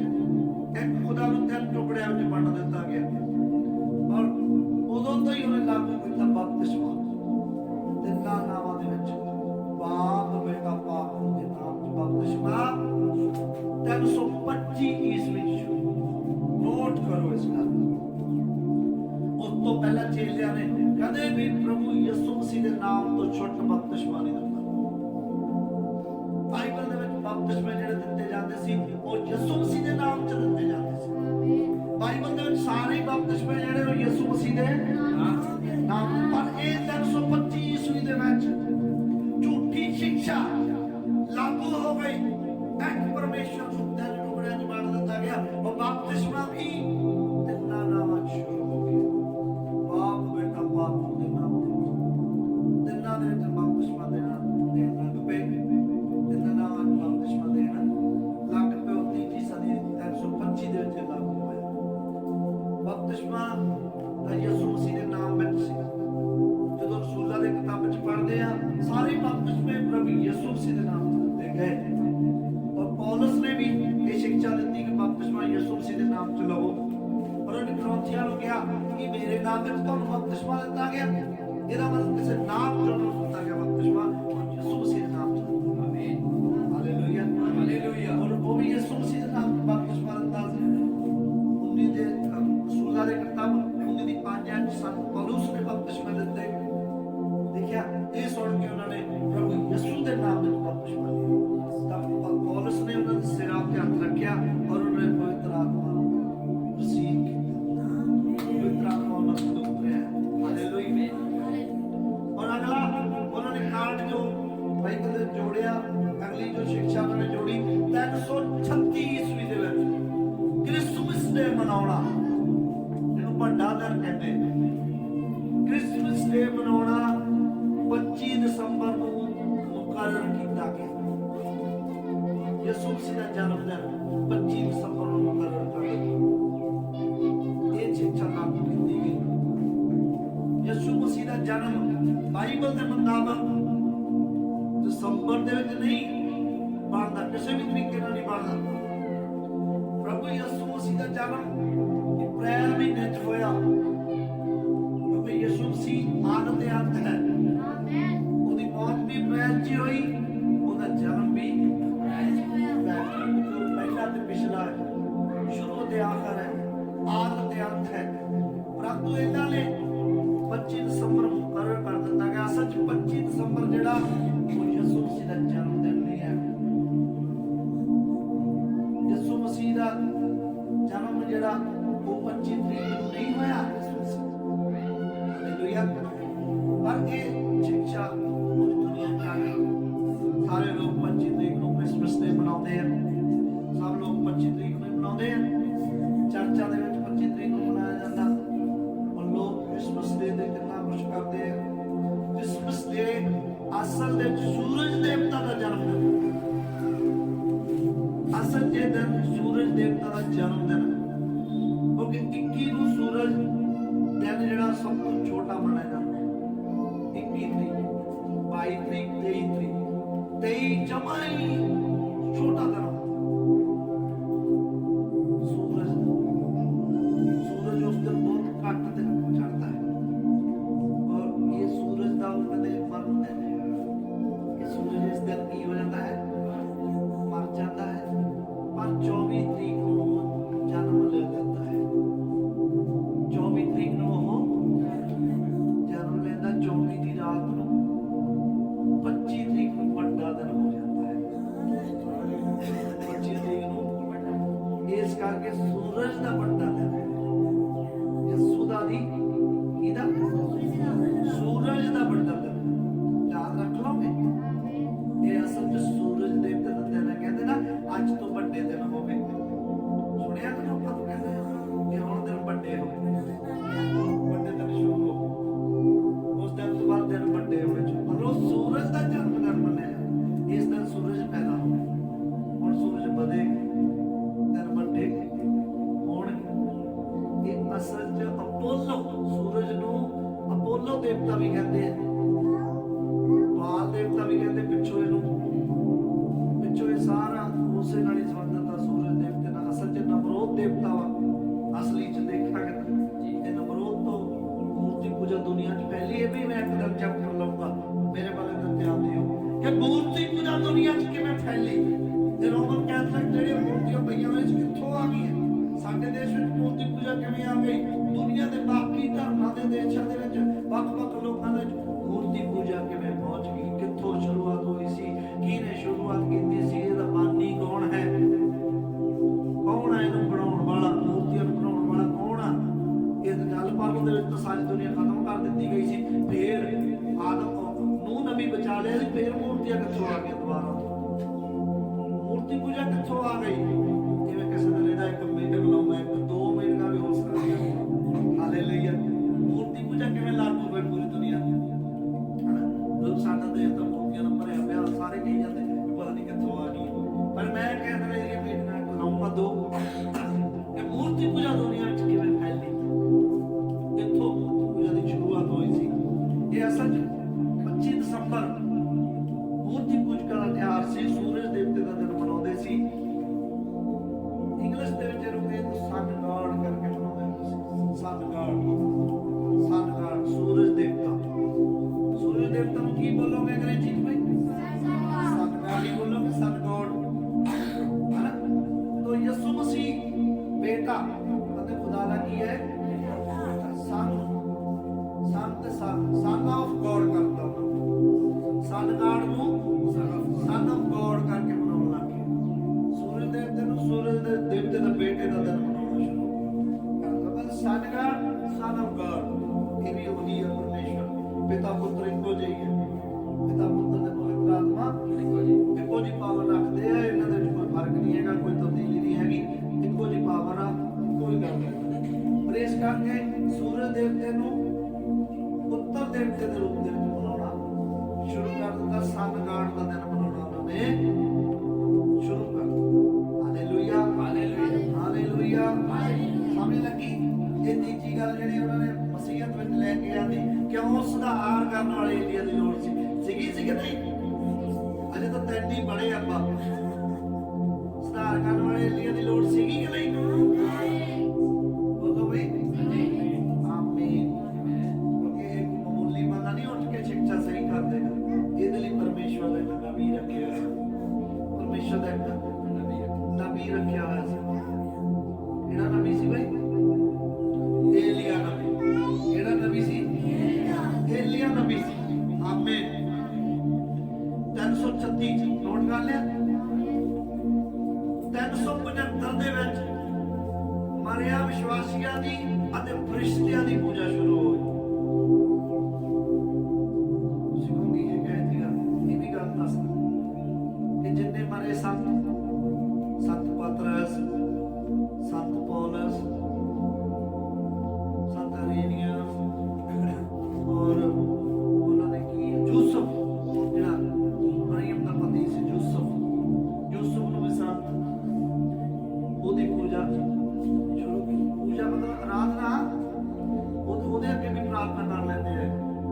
ਕੈਥੋਲਿਕ ਦੇ ਵਿੱਚ ਉਹਦੇ ਅੱਗੇ ਵੀ ਪ੍ਰਾਰਥਨਾ ਕਰ ਲੈਂਦੇ ਹੋਏ ਸੰਤੋ ਸਾਡੇ ਲਈ ਸਿਫਾਰਿਸ਼ ਕਰੋ, ਅਸੀਂ ਬੜੇ ਦੁੱਖ ਚ ਅਸੀਂ ਬੜੀ ਪ੍ਰੋਬਲਮਾਂ ਚ ਸਾਡੇ ਲਈ ਦੁਆ ਕੀਤੀ ਜਾਵੇ। ਔਰ ਇਹ ਮੂਰਤੀਆਂ ਵੀ ਉਹਨਾਂ ਦੀਆਂ ਲਗਾਉਂਦੇ ਆ ਇਹਨਾਂ ਦੇ ਚਰਚਾਂ ਦੇ ਵਿੱਚ। ਕੈਥੋਲਿਕ ਦੇ ਚਰਚ ਕਿੰਨਿਆਂ ਨੇ ਕਦੇ ਕੈਥੋਲਿਕ ਦਾ ਚਰਚ ਦੇਖਿਆ? ਕੋਈ ਕੈਥੋਲਿਕ ਦਾ ਚਰਚ ਕਿੰਨਿਆਂ ਨੇ ਦੇਖਿਆ? ਕੈਥੋਲਿਕ ਦਾ ਚਰਚ ਤੁਹਾਡੇ ਤੋਂ ਉੱਤੇ ਸਾਰੇ ਵਾਲੀ ਹੈਗਾ, ਸਾਰੇ ਵਾਲੀ ਹੈਗਾ। ਹਾਂ, ਇਹ ਕੈਥੋਲਿਕ ਦੇ ਚਰਚਾਂ ਦੇ ਵਿੱਚ ਪਰਦਿਆਂ ਸਾਰੀ ਤੁਹਾਨੂੰ ਬਹੁਤ ਨਜ਼ਰ ਆਉਣਗੇ, ਬਹੁਤ ਮਸੀਹ ਦਾ ਵੀ ਆਊਗਾ, ਸੰਤਾਂ ਦੇ ਬੁੱਤ ਵੀ ਹੋਣਗੇ। ਸੰਤ ਫਰਨਾਂਡੀ, ਸੰਤ ਫਲਾਨਾ, ਇਸ ਤਰ੍ਹਾਂ ਕਰਕੇ ਸੰਤਾਂ ਦੀ ਪੂਜਾ, ਵਿਸ਼ਵਾਸੀ ਸੰਤਾਂ ਦੀ ਪੂਜਾ ਵੀ 375 ਈਸਵੀ ਵਿੱਚ ਸ਼ੁਰੂ ਹੋਈ। ਤਾਂ ਵਿਸ਼ਵਾਸੀ ਬਾਈਬਲ ਚ ਕਿਤੇ ਕਿਹਾ ਗਿਆ ਤੁਸੀਂ ਮਰਿਆ ਸੰਤਾਂ ਦੇ ਅੱਗੇ ਪ੍ਰਾਰਥਨਾ ਕਰਿਓ? ਨਬੀ ਨੇ ਆ ਕੇ ਦੱਸਿਆ, ਚਾਨਣਾ ਨਬੀ ਨੇ ਪਾਇਆ, ਕਹਿੰਦਾ ਜੇ ਮਰਿਆ ਸੰਤਾਂ ਨੂੰ ਬੁਲਾਉਂਦੇ ਆ ਤਾਂ ਇਹ ਪ੍ਰੇਤਵਾਦ ਹੈ, ਪ੍ਰੇਤਾਂ ਨਾਲ ਸੰਬੰਧ ਰੱਖਣਾ। ਪ੍ਰੇਤਵਾਦ ਤੁਹਾਨੂੰ ਪਤਾ ਕੈਥੋਲਿਕ ਤੋਂ ਸ਼ੁਰੂ ਹੋ ਕੇ ਇਹ ਦੁਨੀਆ 'ਚ ਪਹੁੰਚਿਆ। ਦੁਨੀਆ 'ਚੋਂ ਇਹ ਦੁਨੀਆ ਦੇ ਧਰਮਾਂ ਦਾ ਭਾਈ। ਔਰ ਸਾਨੂੰ ਵੀ ਯਾਦ ਆ, ਸਾਨੂੰ ਛੋਟੇ ਛੋਟੇ ਹੁੰਦਿਆਂ ਨੂੰ ਜਦੋਂ ਸਾਡੇ ਬਜ਼ੁਰਗ ਕਹਿੰਦੇ ਸੀ ਵੀ ਆਪਦੇ ਮਰਿਆ ਸੰਤਾਂ ਦੀ ਰੋਟੀ ਖਵਾ ਦਿਓ, ਮਰਿਆ ਸੰਤਾਂ ਦੀ ਸ਼ਰਾਬ ਪਿਆ ਦਿਓ, ਰੋਟੀ ਖਵਾ ਦਿਓ ਇਹਨਾਂ ਨੂੰ। ਅੱਜ ਇਹਨੂੰ ਬੁਲਾਈਓ ਨਾ, ਅੱਜ ਬਾਬਾ ਵੱਡਾ ਬਜ਼ੁਰਗ ਇੱਥੇ ਆਇਆ ਹੈ, ਉਹ ਪੱਗ ਬਣਾ ਦੇਣੀ, ਰੋਟੀ ਖਵਾਉਣੀ, ਇਹ ਵੀ ਚੁਣਾਵ ਦਾ ਖਾਦਾ ਹੁੰਦਾ ਰਿਹਾ। ਤਾਂ ਇਹ ਦੁਨੀਆ ਦੇ ਵਿੱਚ ਆ ਗਈ ਮਰਿਆ ਸੰਤਾਂ ਨੂੰ ਕੰਟੈਕਟ ਰੱਖਣਾ, ਮਰਿਆ ਨਾਲ ਵਿਸ਼ਵਾਸੀਆਂ ਨਾਲ ਕੰਟੈਕਟ ਰੱਖਣਾ। ਮਸੀਹ ਲੋਕ ਬਿਲਕੁਲ ਜਿਹੜੇ ਸੱਚੇ ਮਸੀਹ ਆ ਮਰਿਆ ਸੰਤਾਂ ਨਾਲ ਕੰਟੈਕਟ ਨਹੀਂ ਰੱਖਦੇ। ਇਹ ਕਿੱਥੋਂ ਸ਼ੁਰੂ ਹੋਇਆ? ਕੈਥੋਲਿਕ ਤੋਂ। ਕਦੋਂ? 375 ਦੇ ਵਿੱਚ। 375 ਈਸਵੀ ਵਿੱਚ ਮਰਿਆ ਸੰਤਾਂ ਦੀ ਪ੍ਰਾਰਥਨਾਵਾਂ, ਵਿਸ਼ਵਾਸੀਆਂ ਦੇ ਅੱਗੇ ਪ੍ਰਾਰਥਨਾਵਾਂ, ਉਹਨਾਂ ਦੀ ਪੂਜਾ ਸ਼ੁਰੂ ਹੋ ਗਈ। ਇਸ ਕਰਕੇ ਇਹ ਵੀ ਇੱਕ ਝੂਠੀ ਸਿੱਖਿਆ ਮਸੀਹਤ ਚ ਆਈ। ਇਹ ਵੀ ਇੱਕ ਝੂਠੀ ਸਿੱਖਿਆ ਮਸੀਹਤ ਹੈ। ਨੋਟ ਕਰੋ 394 ਦੇ ਵਿੱਚ, 394 ਈਸਵੀ ਦੇ ਵਿੱਚ ਮਰੀਅਮ ਦੀ ਪੂਜਾ ਸ਼ੁਰੂ ਹੋਈ। ਇਹ 394 ਜੋ ਸੀ ਮਰੀਅਮ, ਮਾਂ ਮਰੀਅਮ, ਉਹਦੇ ਅੱਗੇ ਪ੍ਰਾਰਥਨਾ ਕਰਨੀ, ਉਹਦੇ ਬੁੱਤ ਲਗਾਉਣੇ। ਇਹ ਕਦੋਂ ਸ਼ੁਰੂ ਹੋਇਆ? 394 ਦੇ ਮਰੀਅਮ ਦੇ ਅੱਗੇ, ਮਰੀਅਮ ਦੀ ਪੂਜਾ, ਮਰੀਅਮ ਦੇ ਅੱਗੇ ਆਰਾਧਨਾ ਸ਼ੁਰੂ ਕੀਤੀ ਹੈ। ਜਿਵੇਂ ਯਿਸੂ ਦੀ ਆਰਾਧਨਾ ਆਪਾਂ ਕਰਦੇ ਆ, ਮਰੀਅਮ ਦੀ ਵੀ ਕਰ ਸਕਦੇ, ਮਰੀਅਮ ਦੇ ਵੀ ਗੀਤ ਗਾ ਸਕਦੇ। ਹਾਂ, ਉਹਦੀ ਵੀ ਪੂਜਾ ਸ਼ੁਰੂ ਕਦੋਂ ਹੋ ਗਈ? 394 ਚ। ਪਰ ਕਦੇ ਵੀ ਸੰਤਾਂ ਨੇ, ਰਸੂਲਾਂ ਨੇ ਮਾਂ ਮਰੀਅਮ ਦੀ ਪੂਜਾ ਸ਼ੁਰੂ ਕੀਤੀ? ਬਾਈਬਲ ਚ ਕਿਤੇ ਹੈ? ਬਾਈਬਲ ਚ ਕਿਤੇ ਲਿਖਿਆ ਕਿ ਮਾਂ ਮਰੀਅਮ ਦੀ ਪੂਜਾ ਕਰੋ? ਫਿਰ ਇਹ ਇੱਕ ਝੂਠੀ ਸਿੱਖਿਆ ਸੀ, ਫੇਕ ਡਾਕਟ੍ਰਿਨ, ਰੌਂਗ ਨੰਬਰ। ਇਹ ਕੀ ਸੀ? ਰੌਂਗ ਨੰਬਰ, ਝੂਠੀ ਸਿੱਖਿਆ, ਫੇਕ ਡਾਕਟ੍ਰਿਨ ਜੋ ਮਸੀਹਤ ਵਿੱਚ ਆਈ, ਜੋ ਮਸੀਹ ਦੇ ਵਿੱਚ ਆਏ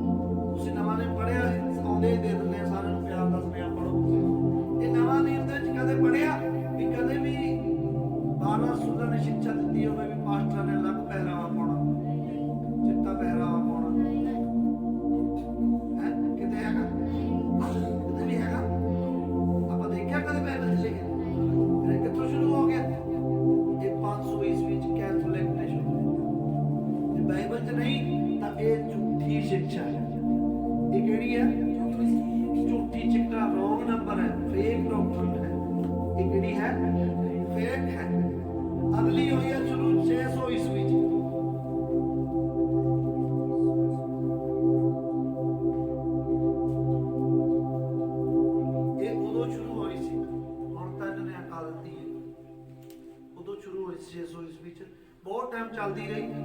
ਹੁਣ ਆਪਣੀ ਤਾਂ ਇੱਕ ਸਦੀ 'ਚ ਕੋਈ ਸਿੱਖਿਆ ਲਾਗੂ ਹੋ ਜਾਵੇ ਤਾਂ ਕਿੰਨਾ ਲੱਗੂ, ਆਪਾਂ ਤਾਂ ਇਹ ਲੱਗੂ ਵੀ ਇਹ ਬੜੀ ਲੋਕੀ 600 ਈਸਵੀ 'ਚ ਉਹਨਾਂ ਨੇ ਲਾਗੂ ਕੀਤੀ ਸੀ ਕਿ ਪ੍ਰਾਰਥਨਾਵਾਂ ਜਿਹੜੀਆਂ ਉਹ ਲਤੀਨੀ ਭਾਸ਼ਾ ਵਿੱਚ ਕੀਤੀਆਂ ਜਾਣਗੀਆਂ। ਪ੍ਰਾਰਥਨਾਵਾਂ ਲਤੀਨੀ ਭਾਸ਼ਾ ਵਿੱਚ ਕੀਤੀਆਂ, ਬਾਈਬਲ ਵੀ ਲਤੀਨੀ ਭਾਸ਼ਾ ਵਿੱਚ ਹੀ ਛਪੇਗੀ, ਲਤੀਨੀ ਭਾਸ਼ਾ ਵਿੱਚ ਹੀ ਪੜ੍ਹੀ ਜਾਵੇਗੀ। ਕੋਈ ਹੋਰ ਭਾਸ਼ਾ ਦੇ ਵਿੱਚ ਬਾਈਬਲ ਨਹੀਂ ਛਪੇਗੀ। ਭਾਸ਼ਾ ਸਿਰਫ ਇੱਕੋ ਹੀ ਰਵੇ, ਇੱਕੋ ਹੀ ਭਾਸ਼ਾ, ਇੱਕੋ ਹੀ ਭਾਸ਼ਾ ਦੇ ਵਿੱਚ ਛਪੇਗੀ। ਗ੍ਰੰਥ ਬਾਈਬਲ ਗ੍ਰੰਥ ਇੱਕੋ ਭਾਸ਼ਾ ਵਿੱਚ ਛਪੇ। ਜਿਵੇਂ ਕਿ ਅੱਜ ਅਸੀਂ ਦੇਖਦੇ ਹਾਂ ਦੂਸਰੇ ਧਰਮਾਂ ਵਿੱਚ ਵੀ ਉਹ ਵੀ ਕਹਿੰਦੇ ਆ ਕਿ ਸਾਡਾ ਗ੍ਰੰਥ ਜਿਹੜਾ ਹੋਰ ਭਾਸ਼ਾ 'ਚ ਨਾ ਛਪਿਆ ਜਾਵੇ। ਮੁਸਲਮਾਨ ਕਹਿੰਦੇ ਆ ਸਾਡਾ ਜਿਹੜਾ ਕੁਰਾਨ ਆ, ਕੁਰਾਨ ਦੀ ਜਿਹੜੀ ਅਸਲੀਅਤ ਆ ਉਹ ਕਾਇਮ ਰਵੇ, ਇਸ ਕਰਕੇ ਕੁਰਾਨ ਜਿਹੜਾ ਉਹ ਦੂਸਰੀ ਭਾਸ਼ਾ 'ਚ ਨਾ ਛਪਿਆ ਜਾਵੇ। ਇਸੇ ਤਰ੍ਹਾਂ ਗੁਰੂ ਗ੍ਰੰਥ ਸਾਹਿਬ ਜੀ ਕਹਿੰਦੇ ਆ ਵੀ ਹੋਰ ਭਾਸ਼ਾ ਵਿੱਚ ਨਾ ਛਾਪਿਆ ਜਾਵੇ, ਵੀ ਇਹਦੇ ਨਾਲ ਅਸਲੀਅਤ ਮਾਰਨ। ਪਰ ਇਹ ਸਿੱਖਿਆ ਕਿੱਥੋਂ ਸ਼ੁਰੂ ਹੋਈ?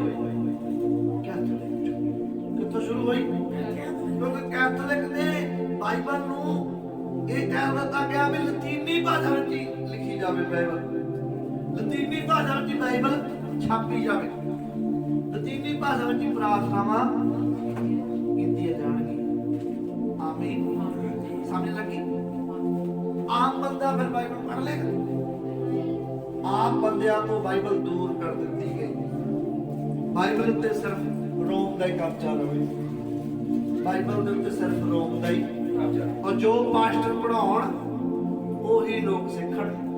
ਉਹਨਾਂ ਨੂੰ ਪਤਾ ਹੀ ਨਹੀਂ, ਕਹਿ ਨਾ ਦੇਣਾ ਉੱਠ ਕੇ ਵੀ ਬਾਈਬਲ 'ਚ ਵੀ ਲਿਖਿਆ ਹੋਇਆ। ਸਾਰਿਆਂ ਨੂੰ ਲਤੀਨੀ ਭਾਸ਼ਾ ਲਾਗੂ ਕਰ ਦਿੱਤੀ ਗਈ। ਉਹ ਇੱਥੇ ਬੈਠੇ ਭੈਣਾਂ ਭਰਾਵਾਂ ਤੋਂ ਮੈਂ ਪੁੱਛਿਆ ਕਿੰਨਿਆਂ ਕੋਲ ਲਤੀਨੀ ਭਾਸ਼ਾ ਆਉਂਦੀ? ਕਿਸੇ ਨੂੰ ਲਤੀਨੀ ਭਾਸ਼ਾ ਆਉਂਦੀ? ਮੇਰੇ ਨਾਲ ਉਹਨਾਂ ਕਈਆਂ ਨੇ ਸ਼ਬਦ ਵੀ ਅੱਜ ਪਹਿਲੀ ਵਾਰ ਸੁਣਿਆ ਉਹਨਾਂ ਲੈਟਨ ਭਾਸ਼ਾ, ਲੈਟਨ ਭਾਸ਼ਾ, ਲੈਟਨ ਲਤੀਨੀ ਭਾਸ਼ਾ, ਇਹ ਸ਼ਬਦ ਵੀ ਅੱਜ ਪਹਿਲੀ ਵਾਰ ਸੁਣਿਆ ਵਾ। ਦੇਖੋ ਬਾਈਬਲ ਲਤੀਨੀ ਭਾਸ਼ਾ ਸ਼ਬਦ ਗਈ ਕਈ ਸੌ ਸਾਲ, ਕਈ ਸਦੀਆਂ। ਇਹ ਤਾਂ ਬਾਅਦ ਵਿੱਚ ਆ ਕੇ ਜਦੋਂ ਸੁਧਾਰ ਦਾ ਯੁੱਗ ਸ਼ੁਰੂ ਹੋਇਆ, ਇਹ ਸੁਧਾਰ ਕਦੋਂ ਤੋਂ ਸ਼ੁਰੂ ਹੋਇਆ ਸੀ? ਮਾਰਟਿਨ ਲੂਥਰ ਤੋਂ। Martin Luther, John Wesley, brother Brown, ਇਹ ਸੁਧਾਰ ਦੇ ਬੰਦੇ ਹੋਏ।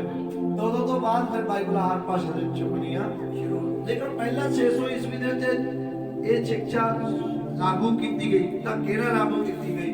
ਵੀ ਬਾਈਬਲ ਜਿਹੜੀ ਲਤੀਨੀ ਭਾਸ਼ਾ ਵਿੱਚ ਹੀ। ਪਰ ਮਸੀਹ ਦੇ ਵਿੱਚ ਬਾਈਬਲ 'ਚ ਕਿਤੇ ਵੀ ਚੇਲਿਆਂ ਨੇ ਕਿਹਾ ਵੀ ਬਾਈਬਲ ਸਿਰਫ ਹਿਬਰੂ ਦੇ ਵਿੱਚ ਹੀ ਲਿਖੀ ਜਾਵੇ, ਇਬਰਾਨੀ ਵਿੱਚ ਹੀ ਲਿਖੀ ਜਾਵੇ, ਇਬਰਾਨੀ 'ਚ ਹੀ ਪੜ੍ਹੀ ਜਾਵੇ। ਫਿਰ ਇਹ ਇੱਕ ਝੂਠੀ ਸਿੱਖਿਆ ਹੈ। ਨੋਟ ਕਰ ਲਿਆ?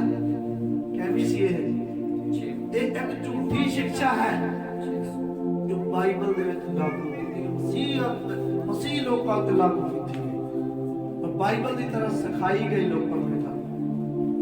ਹਾਂਜੀ, 7ਵੀਂ ਨੋਟ ਕਰੋ, 8ਵੀਂ ਨੋਟ ਕਰੋ। 650 ਈਸਵੀ ਚ ਲਾਗੂ ਕੀਤੀ ਗਈ। 650 ਈਸਵੀ ਦੇ ਵਿੱਚ ਕੁਆਰੀ ਮਰੀਮ ਦਾ ਤਿਉਹਾਰ ਮਨਾਉਣਾ ਸ਼ੁਰੂ ਹੋਇਆ। ਵੀ ਮਰੀਮ ਜਿਹੜੀ ਕੁਆਰੀ ਹੈ, ਕੁਆਰੀ ਮਰੀਮ। ਤਾਂ ਮੈਂ ਅੱਖਾਂ ਖੋਲ ਕੇ ਦਿਖਾਉਣਾ ਵੀ ਮਰੀਮ ਕੁਆਰੀ ਹੈ। ਆਓ ਅਸੀਂ ਬਾਈਬਲ ਪੜ੍ਹਾਂਗੇ। ਮਰਕਸ ਦੀ ਜੀ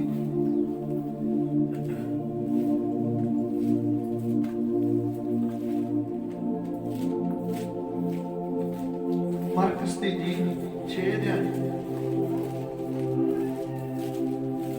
6 ਦੀ ਧਿਆਨ ਲੈ।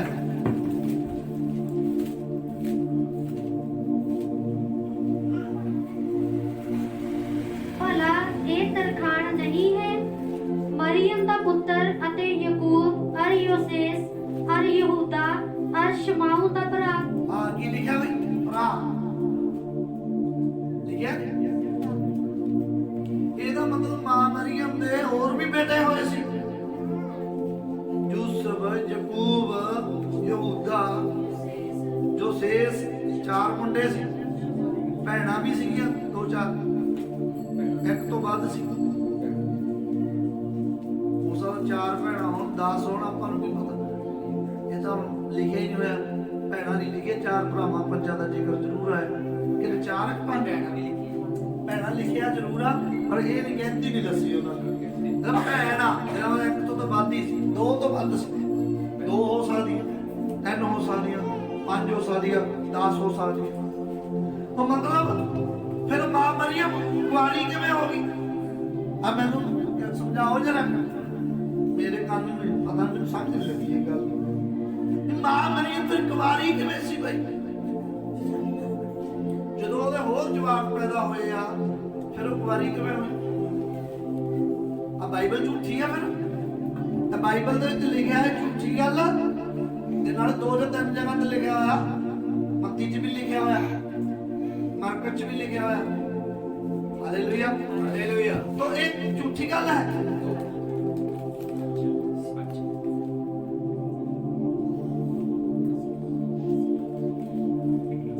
ਨਾਲੇ ਉੱਥੇ ਇੱਕ ਹੋਰ ਵੀ ਐਤ ਆਉਂਦੀ ਹੈ ਕਿ ਯੂਸੁਫ ਨੇ ਤਦ ਤੱਕ ਉਹਨੂੰ ਨਾ ਜਾਣਿਆ ਜਦ ਤੱਕ ਯਿਸੂ ਨਹੀਂ ਪੈਦਾ ਹੋਇਆ। ਉਸ ਤੋਂ ਬਾਅਦ ਉਹਦੀ ਪਤਨੀ ਬਣ ਗਈ।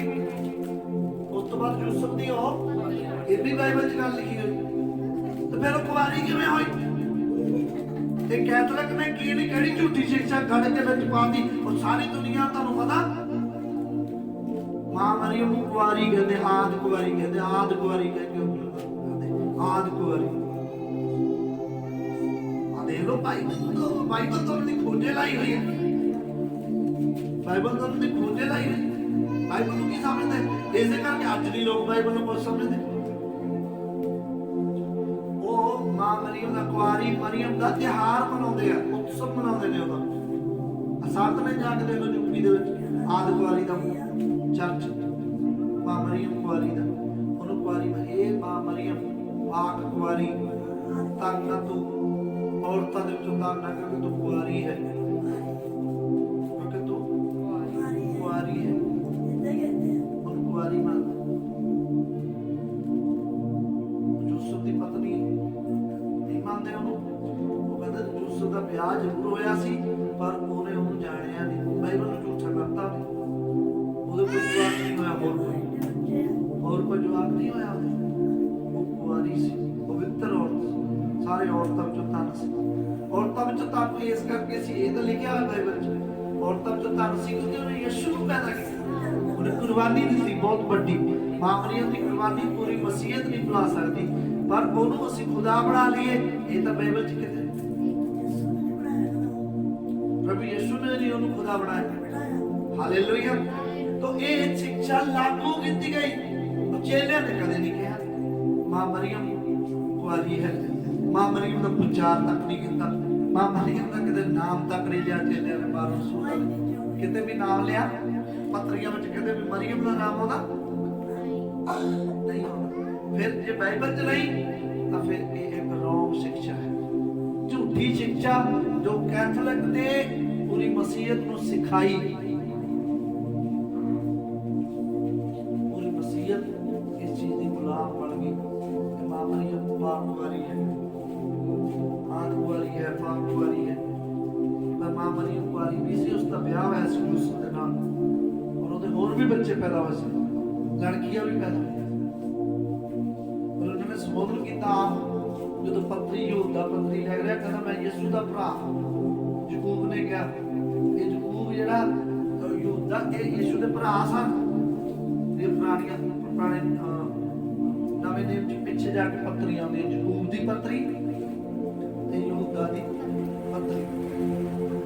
ਇਹ ਯਾਕੂਬ 12 ਸੂਲਾਂ ਵਾਲਾ ਯਾਕੂਬ ਨਹੀਂ ਹੈਗਾ, ਉਹਦਾ ਤਾਂ ਕਤਲ ਕਰ ਦਿੱਤਾ ਗਿਆ, ਉਹਦਾ ਸਿਰ ਵੱਢ ਦਿੱਤਾ ਗਿਆ। ਰਸੂਲਾਂ ਦੇ ਕਿਤਾਬ 12 ਦੇ ਵਿੱਚ ਜਿਹੜਾ ਰਸੂਲ ਸੀਗਾ ਨਾ ਯਾਕੂਬ, ਯੋਹਨਾ ਦਾ ਭਰਾ, ਉਹਦਾ ਤਾਂ ਸਿਰ ਵੱਢ ਦਿੱਤਾ ਹੈ।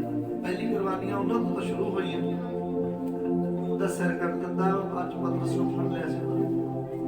ਔਰ ਇਹ ਯਾਕੂਬ ਜਿਹਨੇ ਪੱਤਰੀ ਲਿਖੀ ਆ, ਇਹ ਯਾਕੂਬ ਤਾਂ ਯਿਸੂ ਦਾ ਭਾਈ ਸੀ। ਇਹ ਯਾਕੂਬ ਤਾਂ ਯਿਸੂ ਦਾ ਭਾਈ ਸੀ। ਆਈ ਸਮਝ?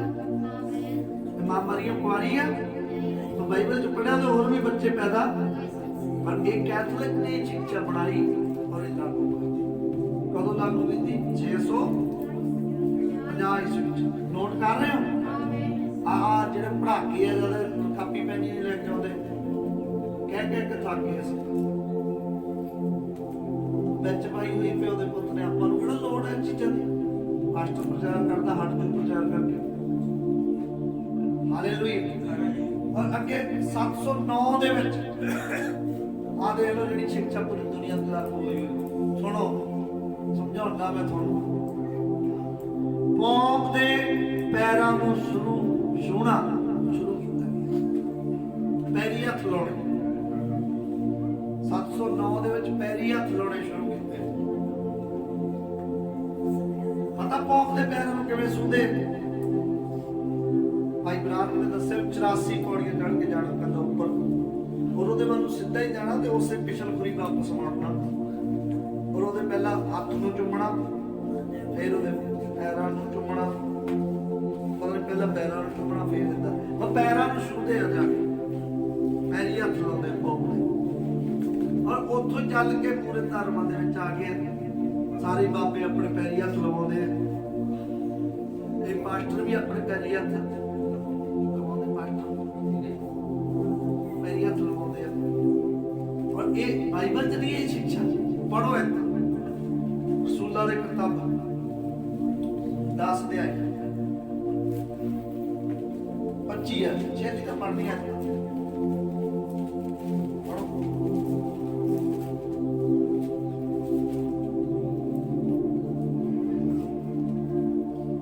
ਜਦ ਪਤਰਸ ਅੰਦਰ ਜਾਣ ਲੱਗਾ ਤਾਂ ਵਿਆਹ ਹੋਇਆ ਇੱਕ ਕੁਰਨੇਲੀਅਸ ਉਹਨੂੰ ਆ ਮਿਲਿਆ ਅਤੇ ਉਹਦੇ ਪੈਰੀਂ ਪੈ ਕੇ ਮੱਥਾ ਟੇਕਿਆ। ਪਰ ਪਤਰਸ ਨੇ ਉਸ ਨੂੰ ਉਠਾ ਕੇ ਆਖਿਆ, ਉੱਠ ਖਲੋ, ਮੈਂ ਆਪ ਵੀ ਤਾਂ ਮਨੁੱਖ ਹੀ ਹਾਂ। ਆਮੀਨ। ਉਹਨੂੰ ਕੀ ਕਿਹਾ?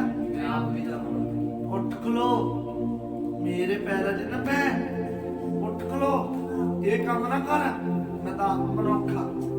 ਮਨਾ ਕੀਤਾ ਨਾ, ਇੱਧਰ ਲਾਗੂ ਕੀਤਾ। ਲਾਓ ਪੈਰੀ ਹੱਥ ਲਾਓ, ਉਧਰ ਮਨਾ ਕੀਤਾ। ਹੋਰ ਬੜਾ ਕੇ ਕਰ ਪ੍ਰਕਾਸ਼ ਦੀ ਪੋਥੀ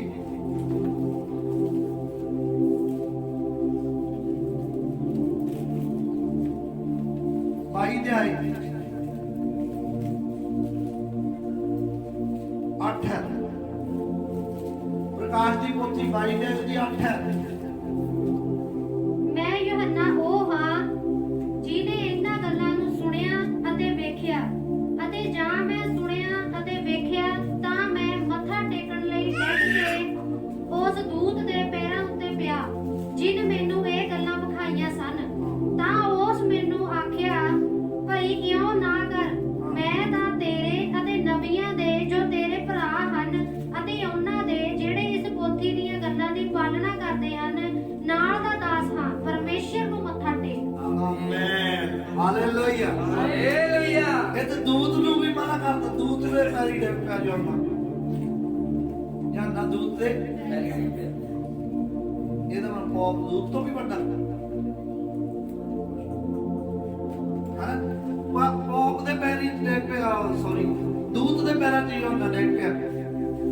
ਔਰ ਦੂਤ ਨੇ ਉਹਨੂੰ ਮਨਾ ਕਰਤਾ, ਕਹਿੰਦਾ ਯੋ ਨਾ ਕਰ, ਤੂੰ ਇਹ ਕੀ ਕਰੀ ਜਾਂਦਾ? ਦੇ ਲੋ ਯੋਨਾ ਨੇ ਆਪਣੀ ਗਲਤੀ ਛੁਪਾਈ ਨਹੀਂ, ਯੋਨਾ ਨੇ ਆਪ ਲਿਖਿਆ ਹੋਇਆ, ਯੋਨਾ ਆਪਣੀ ਗਲਤੀ ਆਪ ਲਿਖੀ ਹੈ। ਕਿਉਂਕਿ ਤੁਸੀਂ ਵੀ ਨਾ ਪੈਰੀ ਹੱਥ ਲਾਇਆ ਕਰੋ, ਤੁਸੀਂ ਵੀ ਨਾ ਪੈਰੀ ਹੱਥ ਮੱਥਾ ਨਾ ਟੇਕਿਆ ਕਰੋ। ਮੱਥਾ ਟੇਕਣ ਦੀ ਸਿੱਖਿਆ ਕਿੱਥੋਂ ਤੋਂ ਚੱਲੀ? ਕੈਥੋਲਿਕ ਬਾਈਬਲ 'ਚ ਤਾਂ ਮਨਾ, ਬਾਈਬਲ 'ਚ ਤਾਂ ਮੱਥਾ ਟੇਕਣਾ ਮਨਾ ਹੈ। ਹੈਗਾ ਮਨਾ ਕਿ ਨਹੀਂ? ਦੱਸੋ। ਹੋਰ ਵੀ ਆਦਾ ਹੈ ਕਿ ਤੁਸੀਂ ਇੱਥੇ ਹੀ ਆ ਜੋ ਨੱਚ ਇਹਦੇ ਪ੍ਰਕਾਰ ਦੀ ਪੁੱਛ ਚੈੱਕ ਕਰ ਹੋਰ। ਔਰ ਇੱਕ ਹੈ ਤੇ ਯਿਸੂ ਮਸੀਹ ਨੇ ਵੀ ਕਿਹਾ ਕਿ ਜਦੋਂ ਸ਼ੈਤਾਨ ਨੇ ਕਿਹਾ ਮੈਨੂੰ ਮੱਥਾ ਟੇਕ, ਤਾਂ ਕਹਿੰਦਾ ਕੇਵਲ ਪਰਮੇਸ਼ਰ ਨੂੰ ਮੱਥਾ ਟੇਕ। ਅਤੇ ਸ਼ੈਤਾਨ ਨੇ ਕਿਹਾ ਮੈਨੂੰ ਮੱਥਾ ਟੇਕ ਦੇ, ਤੇ ਯਿਸੂ ਮਸੀਹ ਨੇ ਮਨਾ ਕੀਤਾ ਹੈ, ਲਿਖਿਆ ਪਰਮੇਸ਼ਰ ਨੂੰ ਹੀ। ਤਾਂ ਫਿਰ ਇਨਸਾਨਾਂ ਦਾ ਮੱਥਾ ਟੇਕਣ ਤੋਂ ਬਾਈਬਲ 'ਚ ਮਨਾ। ਤਾਂ ਕਿ ਪਤਰਸ ਬਚਨ ਜਾਣਨ ਵਾਲੇ ਬੰਦੇ ਸੀ, ਖੁਦਾ ਪ੍ਰਸਤ ਬੰਦੇ ਸੀਗੇ। ਯੋਹੰਨਾ ਦੇ ਲੋ ਇਹਦਾ ਅੰਦਰ ਨਾ ਝੁਕ ਗਿਆ ਵਿਚਾਰ, ਬਹੁਤ ਸਾਰੀਆਂ ਗੱਲਾਂ ਸਿਖਾ ਕੇ ਬੜਾ ਪਿਆਰਾ ਬੰਦਾ ਸੀ। ਅੰਦਰ ਨਾ ਝੁਕ ਗਿਆ, ਪਰ ਨਾਲ ਹੀ ਇਹਦੀ ਗਲਤੀ ਨੂੰ ਸਹੀ ਕੀਤਾ ਗਿਆ। ਨਾਲ ਹੀ ਦਿਨ ਨਹੀਂ ਪਾਏ ਗਏ। ਜੇ ਨਾ ਕਰਦੇ ਨੂੰ ਸਹੀ ਕੀਤਾ ਜਾਂਦਾ ਤਾਂ ਲੋਕਾਂ ਦੇ ਤਾਂ ਮੱਥੇ ਟੇਕਣੇ ਸੀ। ਉੱਥੇ ਗਲਤੀ ਦਾ ਸੁਧਾਰ ਕੀਤਾ ਗਿਆ। ਇਹ ਉਹ ਨਾ ਕਰ ਕੇਵਲ ਪਰਮੇਸ਼ਰ ਦੀ ਪਰ ਇੱਥੇ ਕੀ ਹੋ ਗਿਆ? ਪੈਰਾਂ ਨੂੰ ਛੂਹਣ ਦੀ ਸਿੱਖਿਆ ਬਣਾਈ ਗਈ ਔਰ ਇਹ ਸਿੱਖਿਆ ਮਸੀਹ ਲੋਕਾਂ ਤੇ ਲਾਗੂ ਕੀਤੀ ਗਈ। ਇਹ ਬਾਈਬਲ 'ਚ ਤਾਂ ਹੈ ਨਹੀਂ। ਰੇ ਕੀ ਆ? ਫੇਕ ਡਾਕਟਰਿਨ, ਝੂਠੀ ਸਿੱਖਿਆ, ਰੋਂਗ ਨੰਬਰ ਮਸੀਹਤ ਵਿੱਚ ਆਇਆ। ਅੱਜ ਵੀ ਕਈ ਪਾਸਟਰ ਨੂੰ ਬੜਾ ਚਾਅ ਚੜ੍ਹਦਾ, ਪੈਰੀ ਹੱਥ ਲਗਾਉਂਦੇ ਰਹਿੰਦੇ ਆ। ਪੈਰੀ ਹੱਥ ਲਗਾਉਣ ਦੀ ਸਿੱਖਿਆ ਬਾਈਬਲ ਦੀ ਸਿੱਖਿਆ ਨਹੀਂ ਹੈ। ਇਹ ਝੂਠੀ ਸਿੱਖਿਆ ਹੈ। ਇਹ ਸ਼ੈਤਾਨ ਦਾ ਉਹ ਵੀ ਫਾਲਾ ਜਿਹੜਾ ਪਵਾਇਆ ਸੀ ਉਹਨੇ ਭਰਮਾ ਕੇ ਹਵਾ ਨੂੰ ਖਾਲਾ ਖਾਲਾ ਤੂੰ ਨਾ ਮਰੇਗੀ। ਇੱਥੇ ਬਹੁਤ ਸਾਰੇ ਲੋਕ ਫਿਰ ਕੀ ਹੋ ਗਿਆ? ਮੱਥਾ ਟੇਕਣ ਲੱਗੇ ਹੋ, ਫਿਰ ਕੀ ਹੋ ਗਿਆ? ਉੱਥੇ ਵੀ ਫੇਰ ਕੀ ਹੋ ਗਿਆ? ਫੇਰ ਕੀ ਹੋ ਗਿਆ? ਫਲ ਖਾ ਲਿਆ। ਇਹ ਫੇਰ ਕੀ ਹੋਇਆ? ਜਿਹੜੇ ਨੋਟ ਕਰ ਲਓ, ਪਰਮੇਸ਼ਰ ਅਣਖੀ ਆ, ਆਪਦੇ ਵਚਨ ਨੂੰ ਅਣਖ ਦੇ ਨਾਲ ਲੈਂਦਾ ਹੈ। ਆਮੇਨ। ਇੱਕ ਇੱਕ ਗੱਲ ਦੀ ਪਰਵਾਹ ਕਰਦਾ ਹੈ ਪਰਮੇਸ਼ਰ। ਪਰਵਾਹ ਕਰਦਾ ਤੁਸੀਂ ਕਿੱਥੇ ਬੈਠੇ, ਕਿਵੇਂ ਬੈਠੇ ਹੋਏ ਆ।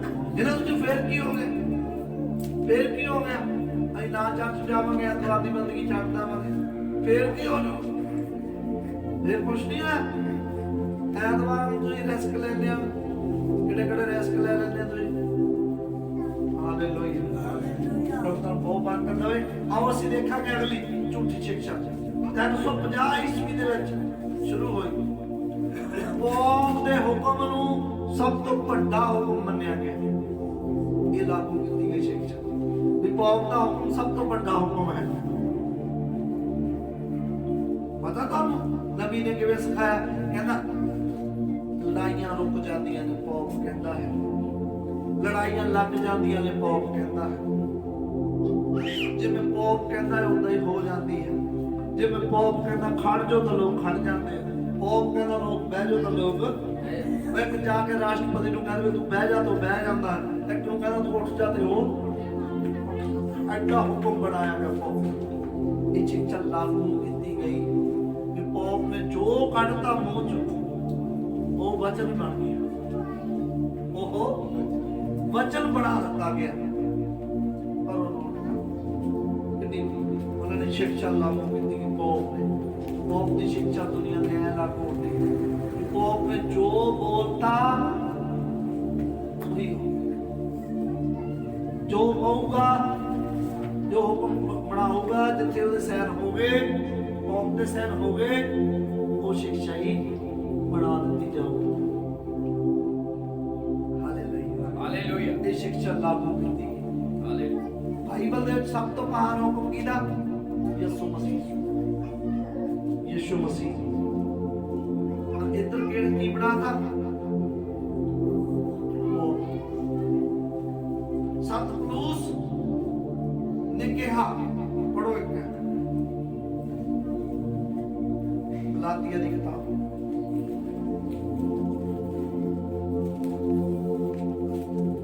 ਗਲਾਤੀਆ ਦੀ ਕਿਤਾਬ 1 ਦੀ 8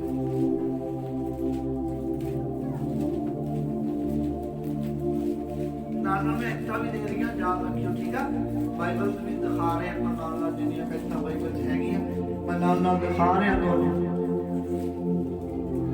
ਪਰ ਜੇਕਰ ਅਸੀਂ ਵੀ ਜਾਂ ਸਵਰਗ ਤੋਂ ਕੋਈ ਦੂਤ ਉਸ ਖੁਸ਼ਖਬਰੀ ਤੋਂ ਬਿਨਾਂ ਜਿਹੜੀ ਅਸਾਂ ਤੁਹਾਨੂੰ ਸੁਣਾਈ ਸੀ ਕੋਈ ਹੋਰ ਖੁਸ਼ਖਬਰੀ ਤੁਹਾਨੂੰ ਸੁਣਾਵੇ ਤਾਂ ਉਹ ਸ਼ਰਾਪਤ ਹੋਵੇ। ਆਮੀਨ। ਹਾਲੇਲੂਇਆ। ਹਾਲੇਲੂਇਆ। ਕਹਿੰਦਾ ਜੋ ਅਸੀਂ ਵਚਨ ਸੁਣਾਇਆ, ਬਾਈਬਲ 'ਚ ਜੋ ਲਿਖ ਦਿੱਤਾ ਗਿਆ, ਬਾਈਬਲ ਬਣ ਗਈ ਆ, ਇਹਦੇ ਉਲਟ ਕੋਈ ਹੋਰ ਹੁਕਮ ਦੇਵੇ, ਇਹਦੇ ਉਲਟ ਕੋਈ ਹੋਰ ਗੱਲ ਸਿਖਾਵੇ, ਬਾਈਬਲ ਦੇ ਉਲਟ ਸਿਖਾਈ ਜਾਵੇ ਤਾਂ ਉਹ ਸ਼ਰਾਪਤ ਹੋ ਜਾਵੇ। ਬਾਈਬਲ ਤੋਂ ਬਾਅਦ ਜਿਹੜੀ ਵੀ ਸਿੱਖਿਆ ਉਹ ਸ਼ਰਾਪਤ ਹੋ ਜਾਵੇ। ਚਾਹੇ ਉਹ ਕੌਮ ਦੀ ਆ, ਚਾਹੇ ਉਹ ਕਿਸੇ ਬੰਦੇ ਦੀ ਆ, ਚਾਹੇ ਉਹ ਕਿਸੇ ਮਨੁੱਖ ਦੀ ਆ, ਕਿਸੇ ਔਰਤ ਦੀ ਆ, ਚਾਹੇ ਉਹ ਕਿਸੇ ਨਬੀ ਦੀ ਆ, ਜੇ ਉਹ ਗੱਲ ਬਾਈਬਲ 'ਚ ਨਹੀਂ ਹੈਗੀ, ਬਾਈਬਲ 'ਚ ਬਾਈਬਲ ਦੇ ਉਲਟ ਜਾ ਰਹੀ ਆ ਤਾਂ ਉਹ ਸ਼ਰਾਪਤ ਹੋ ਜਾਵੇ, ਲਾਨਤ ਪਾਈ ਜਾਵੇ। ਹਾਲੇਲੂਇਆ। ਇਹ ਸਿੱਖਿਆ ਆਮੀਨ ਬਾਈਬਲ 'ਚੋਂ ਨਹੀਂ ਮਿਲਦੀ ਕਿ ਪੌਪ ਦੀ ਗੱਲ ਨੂੰ ਮੁੱਖ ਰੱਖਿਆ ਜਾਵੇ। ਪੌਪ ਦੀ ਗੱਲ ਨੂੰ ਵਚਨ ਬਣਾ ਕੇ ਸਿਖਾਇਆ ਜਾਵੇ, ਪੌਪ ਦੀ ਗੱਲ ਨੂੰ ਵਚਨ ਤੋਂ ਵੀ ਉੱਤੇ ਰੱਖ ਲਿਆ ਜਾਵੇ, ਯਿਸੂ ਮਸੀਹ ਦੀ ਗੱਲ ਤੋਂ ਵੀ ਉੱਤੇ ਰੱਖ ਲਿਆ ਜਾਵੇ, ਤਾਂ ਇਹ ਇੱਕ ਝੂਠੀ ਸਿੱਖਿਆ ਹੈ। ਇਹ ਇੱਕ ਝੂਠੀ ਸਿੱਖਿਆ। ਇਹ ਕਿਹੜੀ ਸਿੱਖਿਆ ਹੈ? ਝੂਠੀ ਸਿੱਖਿਆ। ਇਹ ਇੱਕ ਰੋਂਗ ਸਿੱਖਿਆ। ਆਮੀਨ, ਹਾਲੇਲੂਇਆ। ਅਗਲੀ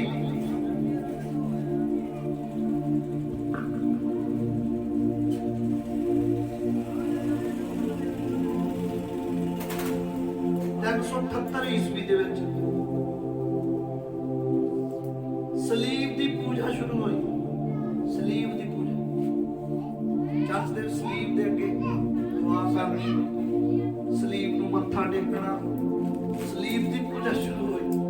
ਐਲਗਨੀਆ ਪੂਜਾ ਸ਼ੁਰੂ ਹੋਈ, ਸਲੀਬ ਦੀ ਪੂਜਾ। ਕ੍ਰੋਸ ਦੀ ਇੱਥੇ ਹੁਣ ਚਰਚ ਵਿੱਚ ਆਇਆ ਤੁਸੀਂ ਕਿਤੇ ਵੀ ਆਪਣੇ ਕੋਲ ਸਲੀਬ ਹੈ ਨਹੀਂ, ਚਾਂਦੀ ਦੀ ਜਾਂ ਲੱਕੜ ਦੀ, ਆਜ ਵੀ ਬਣਾਈ ਹੋਈ ਹੈ ਨਿਸ਼ਾਨ ਦੇ ਤੌਰ ਤੇ, ਪਰ ਕੀ ਆਪਾਂ ਇਹਨੂੰ ਮੱਥਾ ਟੇਕਦੇ? ਤੁਹਾਨੂੰ ਕਿਹਾ ਵੀ ਆ ਕੇ ਰੋ ਪਹਿਲਾਂ ਮੱਥਾ ਟੇਕੋ। ਸਲੀਬ ਦੀ ਪੂਜਾ ਚਰਚਾਂ ਦੇ ਵਿੱਚ ਸ਼ੁਰੂ ਹੋਈ। ਬਹੁਤ ਵੱਡੀਆਂ ਵੱਡੀਆਂ ਸਲੀਬਾਂ ਲਾਉਂਦੇ, ਬਹੁਤ ਵੱਡੀਆਂ ਵੱਡੀਆਂ ਗੁਰੂ ਦੇ ਸਲੀਬ ਨਿਸ਼ਾਨ ਦੇ ਤੌਰ ਤੇ ਲਾਇਕ ਤੇ ਕੋਈ ਗਲਤ ਗੱਲ ਨਹੀਂ ਹੈ, ਪਰ ਜੇ ਇਹਦੀ ਪੂਜਾ ਕੀਤੀ ਜਾਂਦੀ ਹੈ, ਸਲੀਬ ਦੇ ਨਿਸ਼ਾਨ ਦੀ ਜੇ ਪੂਜਾ ਕੀਤੀ ਜਾਂਦੀ ਤਾਂ ਫਿਰ ਇਹ ਗਲਤ ਹੈ। ਸਲੀਬ ਦੀ ਪੂਜਾ ਨਹੀਂ ਕਰ ਸਕਦੇ। ਸਲੀਬ ਨਾ ਗਲਾ 'ਚ ਪਾ ਸਕਦੇ, ਨਾ ਇਹਦੇ ਪੂਰੇ ਮੋਮਬੱਤੀ ਲਾ ਸਕਦੇ, ਨਾ ਇਹਦੀ ਪੂਜਾ ਕਰ ਸਕਦੇ। ਪਰ ਇਹ ਪੂਜਾ ਸ਼ੁਰੂ ਹੋਈ 378 ਈਸਵੀ ਦੇ ਸਲੀਬ ਦੀ ਪੂਜਾ ਵੀ ਸ਼ੁਰੂ ਹੋਈ। ਵੀ ਇਹ ਜ਼ਰੂਰੀ ਮੰਨਿਆ ਗਿਆ ਕਿ ਸਲੀਬ ਦੀ ਵੀ ਪੂਜਾ ਹੋਵੇ। ਜੇ ਤੁਸੀਂ ਮਰੀਮ ਦੀ ਪੂਜਾ ਕਰਦੇ ਹੋ, ਸੰਤਾਂ ਦੀ ਪੂਜਾ ਕਰਦੇ ਹੋ, ਤਾਂ ਫਿਰ ਸਲੀਬ ਨੂੰ ਪਿੱਛੇ ਕਾਹਤੋਂ ਛੱਡਦੇ ਹੋ? ਸਲੀਬ ਦੀ ਵੀ ਪੂਜਾ ਕੀਤੀ ਜਾਵੇ। ਕਿਉਂਕਿ ਮੈਨੂੰ ਯਾਦ ਆ ਛੋਟੇ ਹੁੰਦੇ ਅਸੀਂ ਮੂਰਤੀ ਪੂਜਿਕਾ ਵਿੱਚੋਂ ਆਏ ਆ। ਅਸੀਂ ਜਦੋਂ ਇੱਧਰ ਜਾਂਦੇ ਹੁੰਦੇ ਸੀ ਮੰਦਰਾਂ ਦੇ ਵਿੱਚ, ਤਾਂ ਉੱਥੇ ਜਿੰਨੀਆਂ ਸ਼ੇਰ ਨੂੰ ਵੀ ਮੱਥਾ ਟੇਕਣਾ, ਕੋਈ ਚੀਜ਼ ਕੋਈ ਜੁੱਤੇ ਪਏ ਆ ਕਿਸੇ ਦੇ ਉਹਨੂੰ ਵੀ ਮੱਥਾ ਟੇਕਣਾ। ਫਿਰ ਉੱਥੇ ਜਿੰਨੀਆਂ ਜਗ੍ਹਾ, ਜਿੰਨੇ ਮੰਦਰ, ਜਿੰਨੇ ਵੀ ਹੋਏ ਗੁਰਦੁਆਰੇ, ਜਿੰਨੇ ਵੀ ਕੁਛ ਹੋਇਆ, ਸਾਰਿਆਂ ਨੂੰ ਹੀ ਮੱਥਾ ਟੇਕਣਾ। ਕੋਈ ਛੱਡਣਾ ਕਿਉਂ? ਛੋਟੇ ਛੋਟੇ ਬਾਬੇ ਵੀ ਛੱਡਣੇ ਕਿਉਂ? ਨਿਸ਼ਾਨ ਛੱਡਣੇ ਕਿਉਂ? ਹਰੇਕ ਚੀਜ਼ ਨੂੰ ਹੀ ਮੱਥਾ ਟੇਕਣਾ। ਇਹ ਕਿੱਥੋਂ ਸ਼ੁਰੂ ਹੋਇਆ? ਕੈਥੋਲਿਕ। ਕਿੱਥੋਂ ਸ਼ੁਰੂ ਹੋਇਆ? ਕੈਥੋਲਿਕ ਤੋਂ ਹੌਲੀ ਹੌਲੀ ਧਰਮਾਂ 'ਚ ਫੈਲੀਆਂ ਨੇ ਗੱਲਾਂ। ਪਹਿਲਾਂ ਕੈਥੋਲਿਕ ਹੀ ਇਹਦਾ ਜ਼ਿੰਮੇਵਾਰ। ਪਹਿਲਾਂ ਗੱਲ ਮਸੀਹਤ ਚਾਹੁੰਦੀ ਹੈ, ਫਿਰ ਦੂਜਾ ਜਾਂਦੀ, ਕਿਉਂਕਿ ਮਸੀਹ ਦੁਨੀਆ ਦਾ ਨੇਤਰਤਵ ਕਰਦਾ। ਮਸੀਹ ਧਰਮ ਦੁਨੀਆ ਦਾ ਨੇਤਰਤਵ। ਮਸੀਹਤ ਪਹਿਲਾਂ ਹੁੰਦਾ, ਬਾਅਦ ਵਿੱਚ ਫਿਰ ਲੋਕ ਦੇਖੋ ਦੇਖ ਆਪਣੇ ਧਰਮਾਂ ਦੀ ਕਰਨ ਲੱਗ ਜਾਂਦੇ। ਹੋਰ ਸੁਣੋ ਜੀ, 850 ਈਸਵੀ ਦੇ ਵਿੱਚ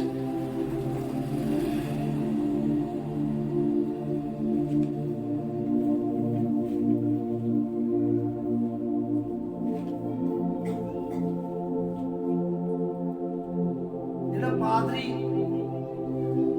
ਨਮਕ ਘੋਲ ਕੇ ਪਾਣੀ ਇੱਕ ਤਿਆਰ ਕਰਦਾ ਉਹ ਕੈਥੋਲਿਕ ਦੇ ਚਰਚਾਂ ਦੇ ਵਿੱਚ, ਨਮਕ ਘੋਲ ਕੇ ਉਹ ਪਵਿੱਤਰ ਮੰਨਿਆ ਜਾਂਦਾ ਪਾਣੀ, ਬਹੁਤ ਜ਼ਿਆਦਾ ਪਵਿੱਤਰ ਪਾਣੀ ਮੰਨਿਆ ਜਾਂਦਾ। ਉਹਦੀ ਸਿੱਖਿਆ ਸ਼ੁਰੂ ਹੋਈ। ਉਹ ਕਿਵੇਂ ਬਣਾਉਂਦੇ ਪਾਣੀ? ਕਿ ਪਾਦਰੀ ਜਿਹੜਾ ਉਹ ਮੋਮਬੱਤੀ ਲਾਉਂਦਾ, ਮੋਮਬੱਤੀ ਦੇ ਨਾਲ ਪਾਣੀ ਦੀ ਪੂਜਾ ਕਰਦਾ ਵਾ, ਘੰਟੀਆਂ ਖੜਕਾਉਂਦਾ ਉਹਦੇ ਉੱਤੇ, ਘੰਟੀਆਂ ਖੜਕਾ ਕੇ ਪਾਣੀ ਬਣਾਇਆ ਜਾਂਦਾ। ਉਹ ਫਿਰ ਪਾਣੀ ਕਹਿੰਦੇ ਵੀ ਬਹੁਤ ਹੀ ਜ਼ਿਆਦਾ ਪਵਿੱਤਰ ਜਲ ਹੈ, ਰੂਮ ਦਾ ਜਲ ਹੈ। ਧਰਮਾਂ ਦੇ ਵਿੱਚ ਵੀ ਕਈ ਵਾਰ ਦਿਖਾਇਆ ਜਾਂਦਾ ਵੀ ਇਹ ਜੀ ਜਲ ਜਿਹੜਾ ਪਵਿੱਤਰ ਜਲ ਰੂਮ ਤੋਂ ਆਇਆ ਹੈ, ਇਹ ਨਾ ਬੁੱਧ ਦਾ ਜਲ। ਇਹ ਦੇਖਿਆ ਜਿਵੇਂ ਆਪਣੇ ਇੱਥੇ ਗੰਗਾ ਜਲ ਚਲਾਇਆ ਹੋਇਆ ਨਾ, ਉੱਧਰ ਆਪ ਦਾ ਜਲ ਚਲਾਇਆ ਰੋਮ ਜਲ, ਰੋਮ ਤੋਂ ਆਉਂਦਾ ਹੈ ਇਹ ਚਲਾਇਆ ਹੋਇਆ ਰੋਮ ਜਲ। ਹੁਣ ਆਪਣੇ ਤਾਂ ਇੱਧਰ ਵੀ ਚੱਲ ਪਿਆ ਜਲ ਤੋਂ ਪ੍ਰੈਸ਼ਰ ਜਾਂ ਮਾਰ ਕੇ ਹੁੰਦਾ ਹਨਾ, ਉਹਦਾ ਵਾਟਰ ਆਪਣੀ ਵੀ ਚਲਾਈ ਕਰਦੇ ਨੇ।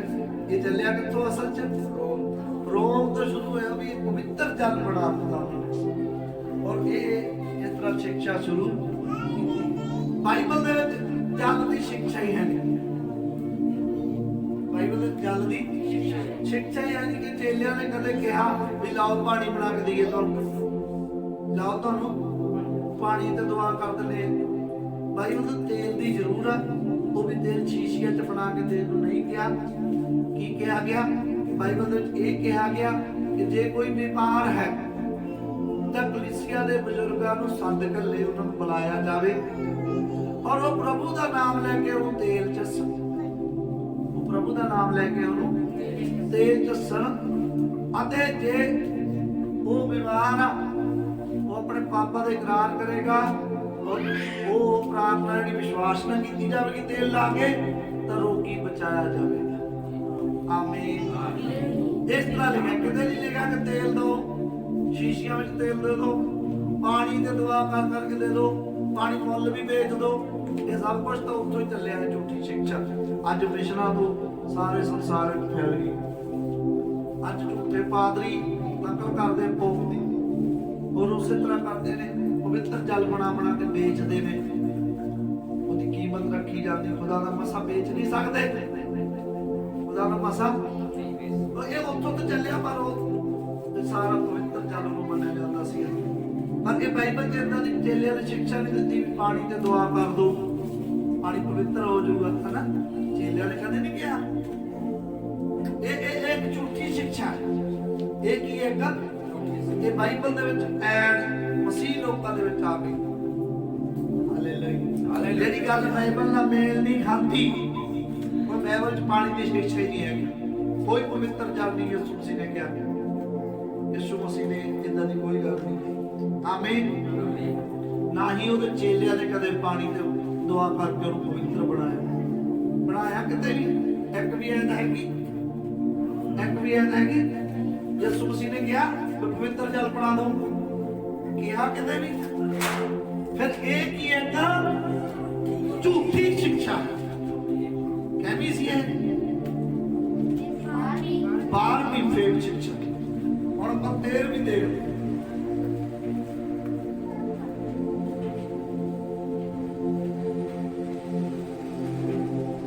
890 ਦੇ ਵਿੱਚ 890 ਈਸਵੀ ਦੇ ਵਿੱਚ ਮਰੀਮ ਦੇ ਪਤੀ ਯੂਸਫ ਦੀ ਪੂਜਾ ਸ਼ੁਰੂ ਕਰਨੀ ਕੀਤੀ ਗਈ। ਯੂਸਫ, ਉਹ ਕਹਿੰਦੇ ਯੂਸਫ ਨੂੰ ਵੀ ਕਾਹਤੋਂ ਪਿੱਛੇ ਛੱਡਣਾ? ਉਹ ਵੀ ਨਬੀ ਸੀ, ਸੁਪਨੇ ਦੇਖਦਾ ਸੀ, ਸੰਤ ਸੀ। ਉਹਦੀ ਪੂਜਾ ਵੀ ਸ਼ੁਰੂ ਲਾਗੂ ਕੀਤੀ ਗਈ। ਔਰ ਇਹ ਦੱਸੋ ਵੀ ਮੈਨੂੰ, ਕਦੇ ਚੇਲਿਆਂ ਨੇ ਯੂਸਫ ਦਾ ਜ਼ਿਕਰ ਕੀਤਾ? ਬਾਈਬਲ 'ਚ ਕਿਤੇ ਯੂਸਫ ਦਾ ਜ਼ਿਕਰ ਆਇਆ? ਪਰ ਇਹ ਕਿੱਥੋਂ ਆ ਗਿਆ? ਯੂਸਫ ਨੂੰ ਨਾਲ ਹੀ ਰੱਖੀ ਬੈਠੇ ਨੇ ਅਜੇ ਤੱਕ।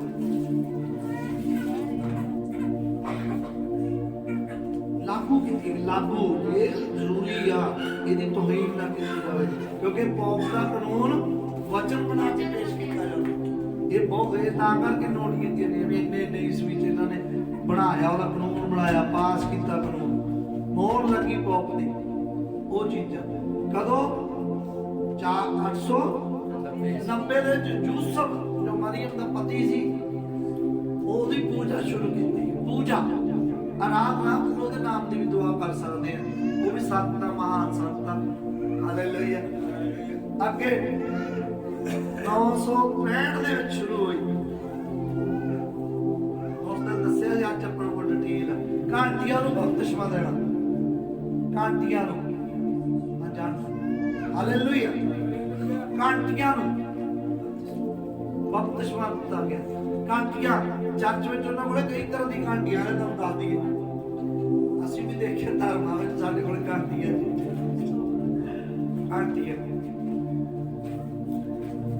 ਘੰਟੀਆਂ ਨੂੰ ਬਪਤਿਸਮਾ ਦਿੰਦੇ। ਘੰਟੀਆਂ ਦਾ ਜਦੋਂ ਸੀਗੀਆਂ ਸੀ, ਘੰਟੀਆਂ ਨੂੰ ਬਪਤਿਸਮਾ ਦੇਣਾ ਸ਼ੁਰੂ ਹੋਇਆ। ਘੰਟੀਆਂ ਨੂੰ ਜਿਹੜਾ ਘੰਟਾ ਚਰਚ ਵਿੱਚ ਲਗਾਇਆ ਜਾਂਦਾ 965 ਈਸਵੀ ਵਿੱਚ। 965 ਈਸਵੀ ਵਿੱਚ ਘੰਟੀਆਂ ਨਹੀਂ ਹੁੰਦੀਆਂ, ਟੱਲ ਕੜਕੋੜੇ, ਉਹਨੂੰ ਬਪਤਿਸਮਾ ਦਿੱਤਾ ਜਾਂਦਾ ਪਾਦਰੀ ਵੱਲੋਂ ਸਪੈਸ਼ਲ। ਉੱਪਰ ਪਵਿੱਤਰ ਬਣਾਇਆ ਜਾਂਦਾ ਘੰਟਾ, ਘੰਟੇ ਵੀ ਪਵਿੱਤਰ ਹੋ ਗਏ। ਤਲ ਜਿਹੜੇ ਤਲ ਘੰਟਿਆਂ ਨੂੰ ਬਪਤਿਸਮਾ ਕਦੋਂ ਸ਼ੁਰੂ ਹੋਇਆ ਬਈ? ਬਾਈਬਲ ਚ ਕੋਈ ਘੰਟਾ ਖੜਕਾਉਣ ਵਾਲੇ ਹੈਗਾ? ਕੋਈ ਘੰਟੀ ਖੜਕਾਉਣੀ ਆਪਾਂ, ਕੋਈ ਟੱਲ ਵਜਾਉਣਾ ਹੈਗਾ ਕਿਤੇ ਵੀ? ਇਹਦੇ ਨਾਲ ਬਾਅਦ ਨੋਟ ਕਰੀਏ ਪਰ ਕਿੱਥੋਂ ਮਨ ਦਿਮਾਗ ਇਹਨਾਂ ਦਾ ਚੱਲਦਾ ਰਿਹਾ, ਔਰ ਇਹ ਕੰਮ ਚੱਲਦਾ ਹੀ ਗਿਆ। ਘੰਟੀਆਂ ਨੂੰ ਬਪਤਿਸਮਾ ਦੇਣ ਦਾ ਅੱਜ ਤੱਕ ਚੱਲ ਰਿਹਾ। ਅੱਜ ਵੀ ਕੈਥੋਲਿਕ ਦੇ ਲੋਕ ਘੰਟੀਆਂ ਨੂੰ ਬਪਤਿਸਮਾ ਦਿੰਦੇ, ਫਿਰ ਘੰਟਾ ਲਾਉਂਦੇ ਹੁੰਦੇ, ਉਹਦੇ ਘੰਟਾ ਚਰਚ ਵਿੱਚ ਲੱਗਣਾ। ਅੱਜ ਵੀ ਹੁੰਦਾ ਨੇ ਕੰਮ। ਅਗਲਾ 995 ਈਸਵੀ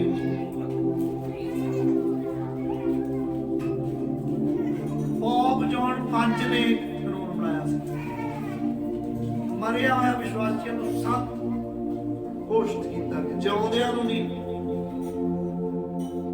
ਕੈਥੋਲਿਕ ਦੇ ਲੋਕ ਮਰਿਆ ਨੂੰ ਸੰਤ ਮੰਨਦੇ, ਜਿਉਂਦਿਆਂ ਨੂੰ ਸੰਤ ਨਹੀਂ ਕਹਿੰਦੇ। ਇਹ ਵੀ ਨੋਟ ਕਰੋ, ਇਹ ਬਹੁਤ ਵੱਡੀ ਸਿੱਖਿਆ ਹੈ। ਕਦੋਂ ਸੰਤ ਕੌਣ ਆ? ਮਰੇ ਹੋਏ। ਪੋਪ ਨੇ ਕੀ ਸਿੱਖਿਆ ਬਣਾਈ ਵੀ ਜਿਹੜੇ ਮਰੇ ਹੋਇਆ ਉਹ ਸੰਤ ਹੁੰਦੇ, ਜਿਉਂਦੇ ਸੰਤ ਹੀ ਨਹੀਂ ਬਣ ਸਕਦੇ। ਕਾਹਤੋਂ ਵੀ ਕਿਤੇ ਕੋਈ ਪੋਪ ਨਾ ਬਣ ਜਾਏ, ਤਾਂ ਹੀ ਆਪਦੀ ਗਲਤੀ ਦਾ ਰੌਲਾ ਹੀ ਹੈ ਵੀ ਮਰੇ ਹੋਏ ਸੰਤ ਹੁੰਦੇ ਆ, ਜਿਉਂਦੇ ਸੰਤ ਨਹੀਂ ਹੁੰਦੇ। ਉਹ ਬਾਈਬਲ ਦੀ ਐਡ ਦੇ ਨਾਮ ਤੋਂ ਕੁਰਸੀਆਂ ਦੀ ਕਿਤਾਬ, ਕੁਰਸੀਆਂ ਪਹਿਲੇ ਦੇ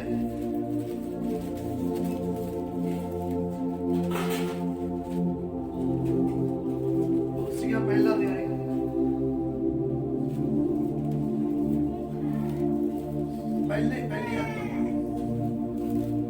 ਲਿਖਤਮ ਪੌਲਸ, ਜੋ ਪਰਮੇਸ਼ਰ ਦੀ ਇੱਛਾ ਤੋਂ ਮਸੀਹ ਯੀਸ਼ੂ ਦਾ ਰਸੂਲ ਹਾਂ, ਨਾਲੇ ਸਾਡਾ ਭਰਾ ਤਿਮੋਥੀਅਸ, ਅੱਗੇ ਜੋਗ ਉਹਨਾਂ ਸੰਤਾਂ ਨੂੰ ਜਿਹੜੇ ਕੁਲੈਸੇ ਦੇ ਵਾਸੀ ਅਤੇ ਮਸੀਹ ਵਿੱਚ ਨਿਹਚਾਵਾਨ ਪਾਈ ਹਨ, ਸਾਡੇ ਪਿਤਾ ਪਰਮੇਸ਼ਰ ਦੀ ਵੱਲੋਂ ਤੁਹਾਨੂੰ ਕਿਰਪਾ ਅਤੇ ਸ਼ਾਂਤੀ ਹੁੰਦੀ ਰਹੇ।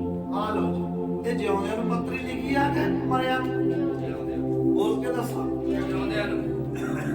ਇਹ ਤਾਂ ਸੰਤਾਂ ਨੂੰ ਲਿਖ ਰਿਹਾ ਪੱਤਰੀ। ਪੱਤਰੀ ਸੰਤ ਪੌਲਸ ਕਿਹਨਾਂ ਨੂੰ ਲਿਖ ਰਿਹਾ?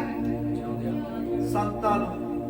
ਔਰ ਪੌਪ ਨੇ ਕੀ ਸਿੱਖਿਆ ਬਣਾਈ ਵੀ ਮਰੇ ਹੋਏ ਸੰਤ ਹੁੰਦੇ, ਜਿਉਂਦੇ ਸੰਤ ਨਹੀਂ ਹੁੰਦੇ। ਪਤਾ ਜਿਹੜੀ ਮਦਰ ਤ੍ਰੇਸਾ ਸੀ, ਇਹ ਜਦ ਤੱਕ ਜਿਉਂਦੀ ਸੀ ਤਦ ਤੱਕ ਇਹਨੂੰ ਸੰਤ ਦੀ ਉਪਾਧੀ ਨਹੀਂ ਦਿੱਤੀ। ਜਦੋਂ ਇਹ ਮਰ ਗਈ, ਇਹਦੇ ਮਰਨ ਤੋਂ ਕਈ ਸਾਲ ਬਾਅਦ, 6 ਸਾਲ ਸੀ ਕੋਈ 15 ਸਾਲ, 15 ਸਾਲ ਨਹੀਂ ਹੋਏ ਹੋਣੇ, 6 ਸਾਲ ਬਾਅਦ ਮਦਰ ਤ੍ਰੇਸਾ ਦੇ ਮਰ ਜਾਣ ਤੋਂ 6 ਸਾਲ ਬਾਅਦ ਉਹਨੂੰ ਸੰਤ ਦੀ ਉਪਾਧੀ ਨਾਲ ਘੋਸ਼ਿਤ ਕੀਤਾ। ਦੱਸ ਉਹਨੇ ਆ ਕੇ ਦੇਖਣਾ ਵੀ ਮੈਨੂੰ ਸੰਤ ਬਣਾਤਾ। ਜਿਉਂਦੀ ਨੂੰ ਸੰਤ ਨਹੀਂ ਕਹਿੰਦੇ, ਉਹ ਕਹਿੰਦੇ ਕਰੀ ਜਾ ਬਣਾਉਣਾ, ਕੀ ਪਤਾ ਸੰਤ ਹੈਗੀ ਕਿ ਨਹੀਂ ਹੈ, ਅੰਤ ਤੱਕ ਦੇਖਣਾ। ਉਸ ਤੋਂ ਬਾਅਦ ਜਦੋਂ ਮਰੂਗੀ, ਉਸ ਤੋਂ ਬਾਅਦ ਉਹਨੂੰ ਸੰਤ ਘੋਸ਼ਿਤ ਕੀਤਾ ਜਾਂਦਾ। ਮਰਨ ਤੋਂ ਬਾਅਦ ਪਤਾ ਤੁਹਾਨੂੰ ਕੈਥੋਲਿਕ ਨੇ ਕੀ ਕੰਮ ਕੀਤੇ ਹੋਏ? ਪਹਿਲਾਂ ਉਹਨਾਂ ਨੇ ਮਸੀਹ ਲੋਕ ਸੱਚੇ ਮਾਰਤੇ, ਮਾਰਨ ਤੋਂ ਕਈ ਸੌ ਸਾਲ ਬਾਅਦ ਉਹਨਾਂ ਦੀ ਕਬਰਾਂ ਪੁੱਟ ਕੇ ਉਹਨਾਂ ਨੂੰ ਮਿਹਨਤ ਤਰਲਾ ਕੀਤਾ ਉਹਨਾਂ ਦਾ। ਅੱਜ ਤੋਂ ਬਹੁਤ ਵੱਡੀ ਗਲਤੀ ਹੋ ਗਿਆ। ਇਹ ਤਾਂ ਸੰਤ ਸੀ, ਇਹ ਤਾਂ ਸੰਤ ਦੀਆਂ ਉਪਾਧੀਆਂ ਨਾਲ ਉਹਨਾਂ ਨੂੰ ਘੋਸ਼ਿਤ ਕੀਤਾ ਗਿਆ। ਬਾਅਦ ਵਿੱਚ ਉਹਨਾਂ ਦੇ ਨਾਮ ਤੇ ਸੰਤ ਨਾਮ ਜੋੜ ਕੇ ਸੰਤ ਦੇ ਨਾਮ ਤੇ ਚਰਚ ਬਣਾਏ ਗਏ। ਸੰਤ ਪੈਟਰਿਕ, ਸੰਤ ਮਦਰ ਤ੍ਰੇਸਾ ਜੀ, ਸੰਤ ਮਰੀਅਮ, ਇਹ ਸਾਰੇ ਦੇ ਮੂਹਰੇ ਸੰਤ ਲਾਉਂਦੇ। ਸੰਤ ਯੂਸਫ ਇਹਦੇ ਮੂਹਰੇ ਸੰਤ ਲਾਉਂਦੇ। ਹਰੇਕ ਮਰੇ ਵਿਸ਼ਵਾਸੀ ਦੇ ਮੂਹਰੇ ਕੀ ਲਾਉਂਦੇ ਆ ਬਈ? ਸੰਤ। ਪਰ ਜਿਹਨੂੰ ਪੌਪ ਸੰਤ ਕਵੇ, ਨਾਲ ਇਹ ਵੀ ਜਿਹਨੂੰ ਪੌਪ ਵੱਲੋਂ ਉਪਾਧੀ ਦਿੱਤੀ ਜਾਂਦੀ, ਪਾਸਟਰ ਨਹੀਂ ਉਹਨੂੰ ਉਪਾਧੀ ਦੇ ਸਕਦੇ। ਪਾਸਟਰ ਕਿ ਉਹਨੂੰ ਸੰਤ ਨਹੀਂ ਕਹਿ ਸਕਦੇ। ਕੌਣ ਕਹੂਗਾ ਸੰਤ? ਪੌਪ। ਉੱਥੋਂ ਮੋਹਰ ਲਾ ਕੇ ਆਊਗੀ, ਬਕਾਇਦਾ ਦੁਨੀਆ ਨੂੰ ਪ੍ਰਚਾਰ ਹੋਊ, ਪੌਪ ਨੇ ਕਿਹਾ ਫਲਾਣਾ ਬੰਦਾ ਇਹ ਰੋ ਸੰਤ। ਉਹ ਵੀ ਮਰਨ ਤੋਂ ਬਾਅਦ, ਉਹ ਵੀ ਜਿਉਂਦਿਆਂ ਸੰਤ ਕੋਈ ਨਹੀਂ ਹੈ। ਪਰ ਇਹ ਅੰਨੇ ਆ, ਅੰਨੇ ਲੋਕ ਜਿਹੜੇ ਇਹਨਾਂ ਦੀ ਸਿੱਖਿਆਵਾਂ ਉੱਤੇ ਚੱਲਦੇ ਆ, ਉਹਨਾਂ ਨੂੰ ਬਾਈਬਲ ਦਾ ਕੋਈ ਲੈਣਾ ਦੇਣਾ ਨਹੀਂ। ਬਾਈਬਲ ਤਾਂ ਬਸ ਪਤਾ ਨਹੀਂ ਕਾਹਦੇ ਲਈ ਰੱਖੀ ਬੈਠੇ ਹੱਥਾਂ 'ਚ। ਇਹਨਾਂ ਦਾ ਤੁਹਾਨੂੰ ਤਾਂ ਬਾਈਬਲ ਹੀ ਫੜ ਲੈਣੀਆਂ ਚਾਹੀਦੀਆਂ। ਇਹ ਤਾਂ ਬਾਈਬਲ ਦੀ ਇੱਜ਼ਤ ਹੀ ਨਹੀਂ ਕਰਦੇ। ਉਹ ਇੱਜ਼ਤ ਨਹੀਂ ਕਰਦੇ ਬਾਈਬਲ ਦੀ। ਵੀ ਬਾਈਬਲ 'ਚ ਤਾਂ ਲਿਖਿਆ ਸੰਤ ਜਿਉਂਦਿਆਂ ਨੂੰ, ਪਰ ਇਹ ਸੰਤ ਕਿਹਨਾਂ ਨੂੰ ਕਹਿੰਦੇ ਆ? ਮੇਰੇ ਬਾਈਬਲ ਨਾਲ ਮੇਲ ਖਾਂਦੀ ਸਿੱਖਿਆ, ਇਹ ਬਾਈਬਲ ਨਾਲ ਮੇਲ ਹੀ ਨਹੀਂ ਖਾਂਦੀ ਸਿੱਖਿਆ। ਦੇਖ ਲਓ ਤੁਹਾਡੇ ਸਾਹਮਣੇ ਆ ਪੜਾਈ। ਫਿਰ ਅਗਲੀ ਪੜੋ 998 ਈਸਵੀ ਦੇ ਵਿੱਚ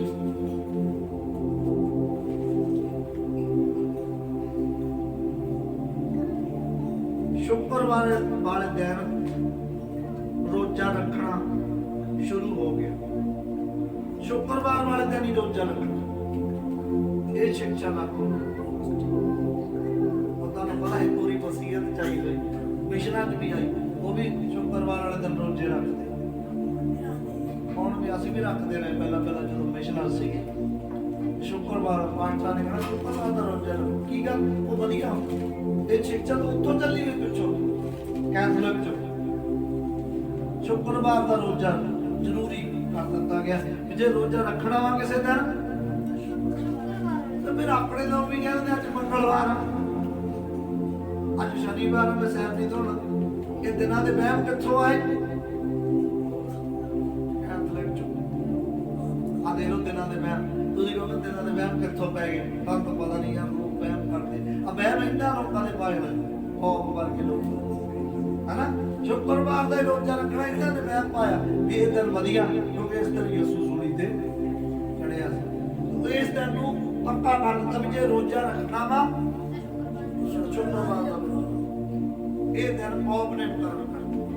ਕਿਹਨੇ ਮੁਕਰਰ ਕਰਤਾ? ਪੌਪ ਨੇ। ਕਈਆਂ ਨੂੰ ਪਰ ਸ਼ੁੱਕਰਵਾਰ ਦਾ ਐਤਵਾਰ ਵਿਚਾਰਾ ਦਾ ਕਈਆਂ ਇਹ ਦੇਸ਼ਾਂ ਦੇ ਵਿੱਚ ਮੁਸਲਮਾਨ ਮੁਲਕਾਂ 'ਚ ਜੁਮੇ ਦੀ ਛੁੱਟੀ ਹੁੰਦੀ ਹਨਾ, ਉਹਨਾਂ ਦਾ ਛੁੱਟੀ ਦਾ ਦਿਨ ਵਿਚਾਰੇ ਉਹ ਕਿਤੋਂ ਰੋਜ਼ ਰੱਖ ਲੈਣਗੇ।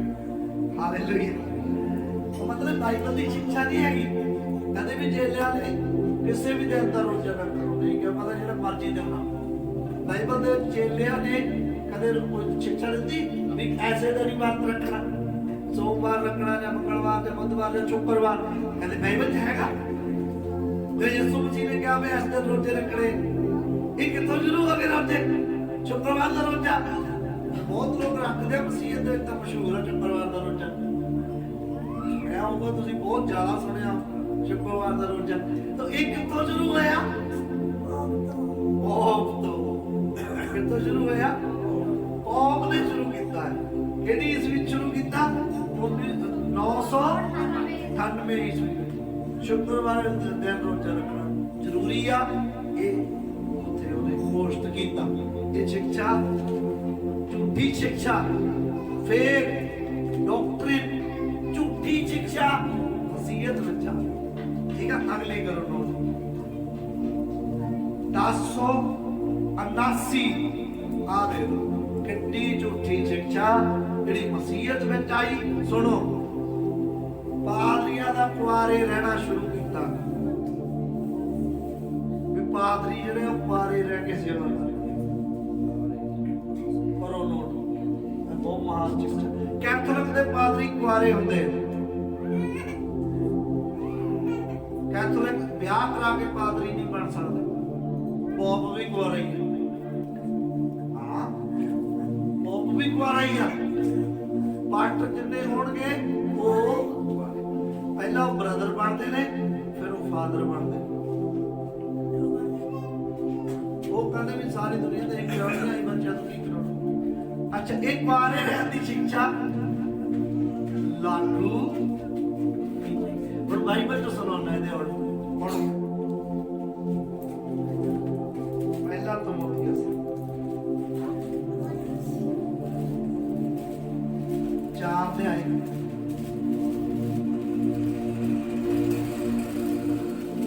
ਸ਼ੁਰੂ ਤੇ ਪੜੋ। ਪਰ ਆਤਮਾ ਸਾਫ਼ ਆਖਦਾ ਹੈ ਭਈ ਆਉਣ ਵਾਲਿਆਂ ਸਮਿਆਂ ਵਿੱਚ ਕਈ ਲੋਕ ਭਰਮਾਉਣ ਵਾਲੀਆਂ ਰੂਹਾਂ ਅਤੇ ਭੂਤਾਂ ਦੀਆਂ ਸਿੱਖਿਆ ਵੱਲ ਚਿੱਤ ਲਾ ਕੇ ਨੇਚਾ ਤੋਂ ਫਿਰ ਜਾਣਗੇ। ਨੇਚਾ ਤੋਂ ਫਿਰ ਜਾਣਗੇ ਅੱਗੇ। ਇਹ ਝੂਠ ਬੋਲਣ ਵਾਲਿਆਂ ਦੇ ਕਪਟ ਤੋਂ ਹੋਵੇਗਾ। ਇਹ ਝੂਠੀ ਸਿੱਖਿਆ ਹੈ ਅੱਗੇ। ਜਿਨ੍ਹਾਂ ਦਾ ਆਪਣਾ ਹੀ ਅੰਦਰ ਕੰਨ ਤੱਤੇ ਲੋਹੇ ਨਾਲ ਦਾਗਿਆ ਹੋਇਆ ਹੈ। ਹਾਂਜੀ, ਜਿਹੜੇ ਵਿਆਹ ਕਰਨ ਤੋਂ ਵਰਜਦੇ ਜਿਹੜੇ ਵਿਆਹ ਕਰਨ ਤੋਂ ਕਰਨ। ਇਹ ਭੂਤਾਂ ਦੀ ਸਿੱਖਿਆ ਵਾ। ਕਿਹੜੀ ਸਿੱਖਿਆ? ਕੁਆਰੇ ਰਹਿਣਾ ਸਿੱਖਿਆ ਕਿਹਨਾਂ ਦੀ ਆ? ਆ ਦੇਖੋ ਬਾਈਬਲ ਚ ਆ ਗਿਆ ਨਾ। ਬਾਈਬਲ ਪਹਿਲਾਂ ਹੀ ਪਤਾ ਹੀ ਤਮੋਥੀਉਸ ਨੂੰ, ਪੌਲੁਸ ਨੂੰ ਵੀ ਅੰਤ ਦੇ ਦਿਨਾਂ ਚ 1000 ਸਾਲ ਬੀਤਣ ਤੋਂ ਬਾਅਦ ਇਹ ਸਿੱਖਿਆ ਲਾਗੂ ਹੋਊਗੀ ਤੇ ਪਾਸਟਰਾਂ ਨੇ ਕੁਆਰੇ ਰਹਿ ਕੇ ਸੇਵਾ ਕਰਨੀ, ਪਾਦਰੀਆਂ ਨੇ ਨਾਲੇ ਨੂੰ ਸਹੀ ਪੜ੍ਹੇ। ਹਾਲੇਲੂਇਆ। ਪਾਸਟਰਾਂ ਨੇ ਕਿੱਦਾਂ ਰਹਿ ਕੇ ਸੇਵਾ ਕਰਨੀ? ਕੁਆਰੇ ਰਹਿ। ਤੁਹਾਨੂੰ ਪਤਾ ਇਹ ਕੁਆਰੇ ਰਹਿ ਕੇ ਸੇਵਾ ਕਰਦੇ ਆ।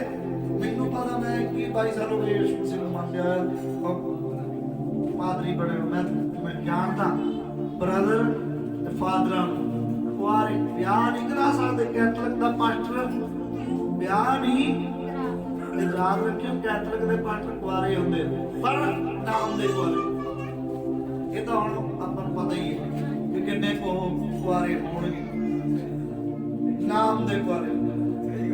ਆ ਸੱਚ ਗੱਲ ਆ, ਨਾਮ ਦੇ ਕੁਆਰੇ ਮਤਲਬ ਕਾਗਜ਼ੀ ਤੌਰ ਤੇ ਵਿਆਹ ਨਹੀਂ, ਕਿਉਂਕਿ ਫਿਰ ਤਾਂ ਇਹ ਅਸਲ 'ਚ ਕੀ ਹੈ? ਫੰਡਾ ਕੀ ਹੈ? ਇਹ ਫੰਡਾ ਇਹ ਆ ਵੀ ਜੇ ਪਾਸਟਰ ਦਾ ਵਿਆਹ ਹੋ ਜਾਊਗਾ, ਪਾਸਟਰ ਦੇ ਬੱਚੇ ਹੋਣਗੇ, ਜਿੰਨਾ ਧਨ ਦੌਲਤ ਚਰਚ ਦਾ ਪਾਸਟਰ ਦਾ ਆਪਦੇ ਨਾਲ ਕਰਾ ਲਓ। ਕੈਥੋਲਿਕ ਦੇ ਕਿਹੜੇ ਕਿਹੜੇ ਚਰਚ ਆ ਕਰੋੜਾਂ ਦੇ, ਉਹ ਵੀ ਸ਼ਹਿਰਾਂ ਦੇ ਵਿੱਚ ਪੁਰਾਣੀ ਤੋਂ ਪੁਰਾਣੀ ਜ਼ਮੀਨ ਸਾਂਭੀ ਬੈਠੇ ਆ ਅਗਲੇ ਚਿਰਾਂ ਤੋਂ। ਕਿੰਨੀ ਅਰਬਾਂ ਖਰਬਾਂ ਦੀ ਜ਼ਮੀਨ, ਦਿੱਲੀ ਵਰਗੇ ਇਲਾਕੇ ਦੇ ਵਿੱਚ ਕਿੰਨੀ ਕੁ ਜਗ੍ਹਾ ਹੋਵੇ, ਕਿੱਲਾ 2 ਕਿੱਲੇ, ਬੰਬੇ ਦੇ ਵਿੱਚ ਕਿੱਲਾ 2 ਕਿੱਲੇ ਦਾ ਚਰਚ ਹੋਵੇ, ਲਾ ਲਓ ਸਾਹਿਬ ਤੁਸੀਂ। ਤੇ ਪ੍ਰਾਪਰਟੀਆਂ ਨਾ ਕਿਤੇ ਸਾਂਭ ਲੈਣ, ਇਹ ਫੰਡਾ ਹੀ ਬਣਾਇਆ ਹੈ ਕਿ ਪਾਸਟਰ ਕੁਆਰੇ ਰਹਿ ਕੇ ਸੇਵਾ ਕਰਨ।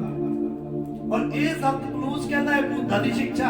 ਯਿਸੂ ਮਸੀਹ ਨੇ ਕਦੇ ਨਹੀਂ ਕਿਹਾ ਕਿ ਕੁਆਰੇ ਰਹਿ ਕੇ ਸੇਵਾ ਕਰਨੀ। ਕਿਹਾ ਕਹਿੰਦੇ ਰਸੂਲ ਕੁਆਰੇ ਸੀ, 12 ਦੇ 12 ਰਸੂਲ ਕੁਆਰੇ ਸੀ, ਇੱਕ ਵੀ ਕੁਆਰਾ ਨਹੀਂ ਸੀ। ਸੰਤ ਪੌਲੁਸ ਜ਼ਰੂਰ ਕੁਆਰਾ ਸੀ ਪਰ ਉਹਨੇ ਇਹ ਸਿੱਖਿਆ ਨਹੀਂ ਦਿੱਤੀ ਕਿ ਤੁਸੀਂ ਕੁਆਰੇ ਰਹਿ ਕੇ ਸੇਵਾ ਕਰਨੀ ਹੈ। और उन्हें क्या संत पौलुस ने व्याप्त दिना से शिक्षा लागू होगी कि कुआरे रह के सेवा करो। एक भूता दी शिक्षा और एक कदों लागू हुई 1079 दे विच 1079 दे विच ये शिक्षा लागू की गई कि पास्टर ने कुआरे रह के सेवा करनी। देख लो मारोगे फिर दसो एक सुधारक की लोड़ हैगी सी कि नहीं? चौथा एलिया सुधार वाला एलिया है। ये आज नहीं कंप्लीट होना, ये आज कंप्लीट नहीं होता, ये अगले एतवार फिर चलू यही शिक्षा। आमीन हालेलुया। एक अद्धा होर देख लेने मेरा जे चल ही रहा है वचन 1090 दे विच हाल करो नोट ਜਿਹੜੀ ਇਹ ਮਾਲਾ ਫੇਰਨੀ ਪੂਰੀ ਦੁਨੀਆ 'ਚ ਲਾਗੂ ਹੋਈ 1090 ਦੇ ਮਾਲਾ ਫੇਰਨੀ ਰੋਜ਼ਰੀ ਪੜ੍ਹਨੀ ਸ਼ੁਰੂ ਕੀਤੀ ਗਈ। ਉਹ ਬੱਚੇ ਪੂਰੇ ਰੋਜ਼ਰੀ ਦਿਖਾਈ ਕੀ ਲਿਆ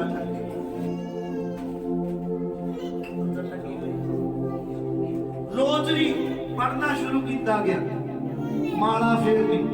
ਪਰ ਮਾਲਾ ਦੁਨੀਆ ਦੇ ਵਿੱਚ ਸਾਰੀ ਦੁਨੀਆ 'ਚ ਆ ਗਈ। ਧਰਮਾਂ ਦੇ ਲੋਕ ਵੀ ਮਾਲਾ ਪੜ੍ਹਦੇ, ਧਾਰਮਿਕ ਲੋਕ ਵੀ ਮਾਲਾ ਪੜ੍ਹਦੇ, ਪਰ ਮਾਲਾ ਪੜ੍ਹਨੀ ਕਿੱਥੋਂ ਤੋਂ ਸ਼ੁਰੂ ਹੋਈ? ਇਹਨੂੰ ਕਹਿੰਦੇ ਆ ਜੀ ਰੋਜ਼ਰੀ। ਆ ਦੇ ਇਹ ਅਸੀਂ ਦਿਖਾਉਣ ਲਈ ਰੱਖੀ ਹੈ, ਤੂੰ ਪੜ੍ਹਨ ਲਈ ਰੱਖੀ ਨਹੀਂ ਹੈਗੀ ਨਾ। ਅਸੀਂ ਗੱਲ 'ਚ ਪਹਿਨਦੇ ਆ ਵੀ ਯਾਦ ਰੱਖਿਓ, ਇਹ ਦਿਖਾਉਣ ਲਈ ਰੱਖੀ ਵੀ ਰੋਜ਼ਰੀ ਏਦਾਂ ਦੀ ਹੁੰਦੀ। ਇਹ ਇੱਥੋਂ ਤੋਂ ਸ਼ੁਰੂ ਕਰਦੇ ਆ ਪੜ੍ਹਨੀ, ਇੱਥੋਂ नाल दुआ करते हैं ऐ साडे बाप तू जो स्वर्ग ते तेरा नाम पाक बने जाए। ये पूरी दुआ करने के बाद दूसरा मणका होगा, फिर दुआ पूरी करनी, फिर तीसरा मणका होगा, फिर पूरी दुआ करनी, फिर चौथा मणका, फिर से जाके शायद कोई कलमे वगैरह मां मरियम ते पढ़ते अगे जाके फिर इस तरह करके रसूला दा कलमा पढ़ते किहड़ी चीज़ां पढ़ के फिर ये आमीन करते हैं। ये माला पढ़न दी कित्थों तो काम आया माला पढ़न दा? इदा करके माला साडे गुरु पिता दे हत्थां 'च भी हुंदी है, देखिया ना फोटोआं दे विच। भाई माला पढ़नी शुरू हो गई। की शुरू हो गई? माला पढ़नी।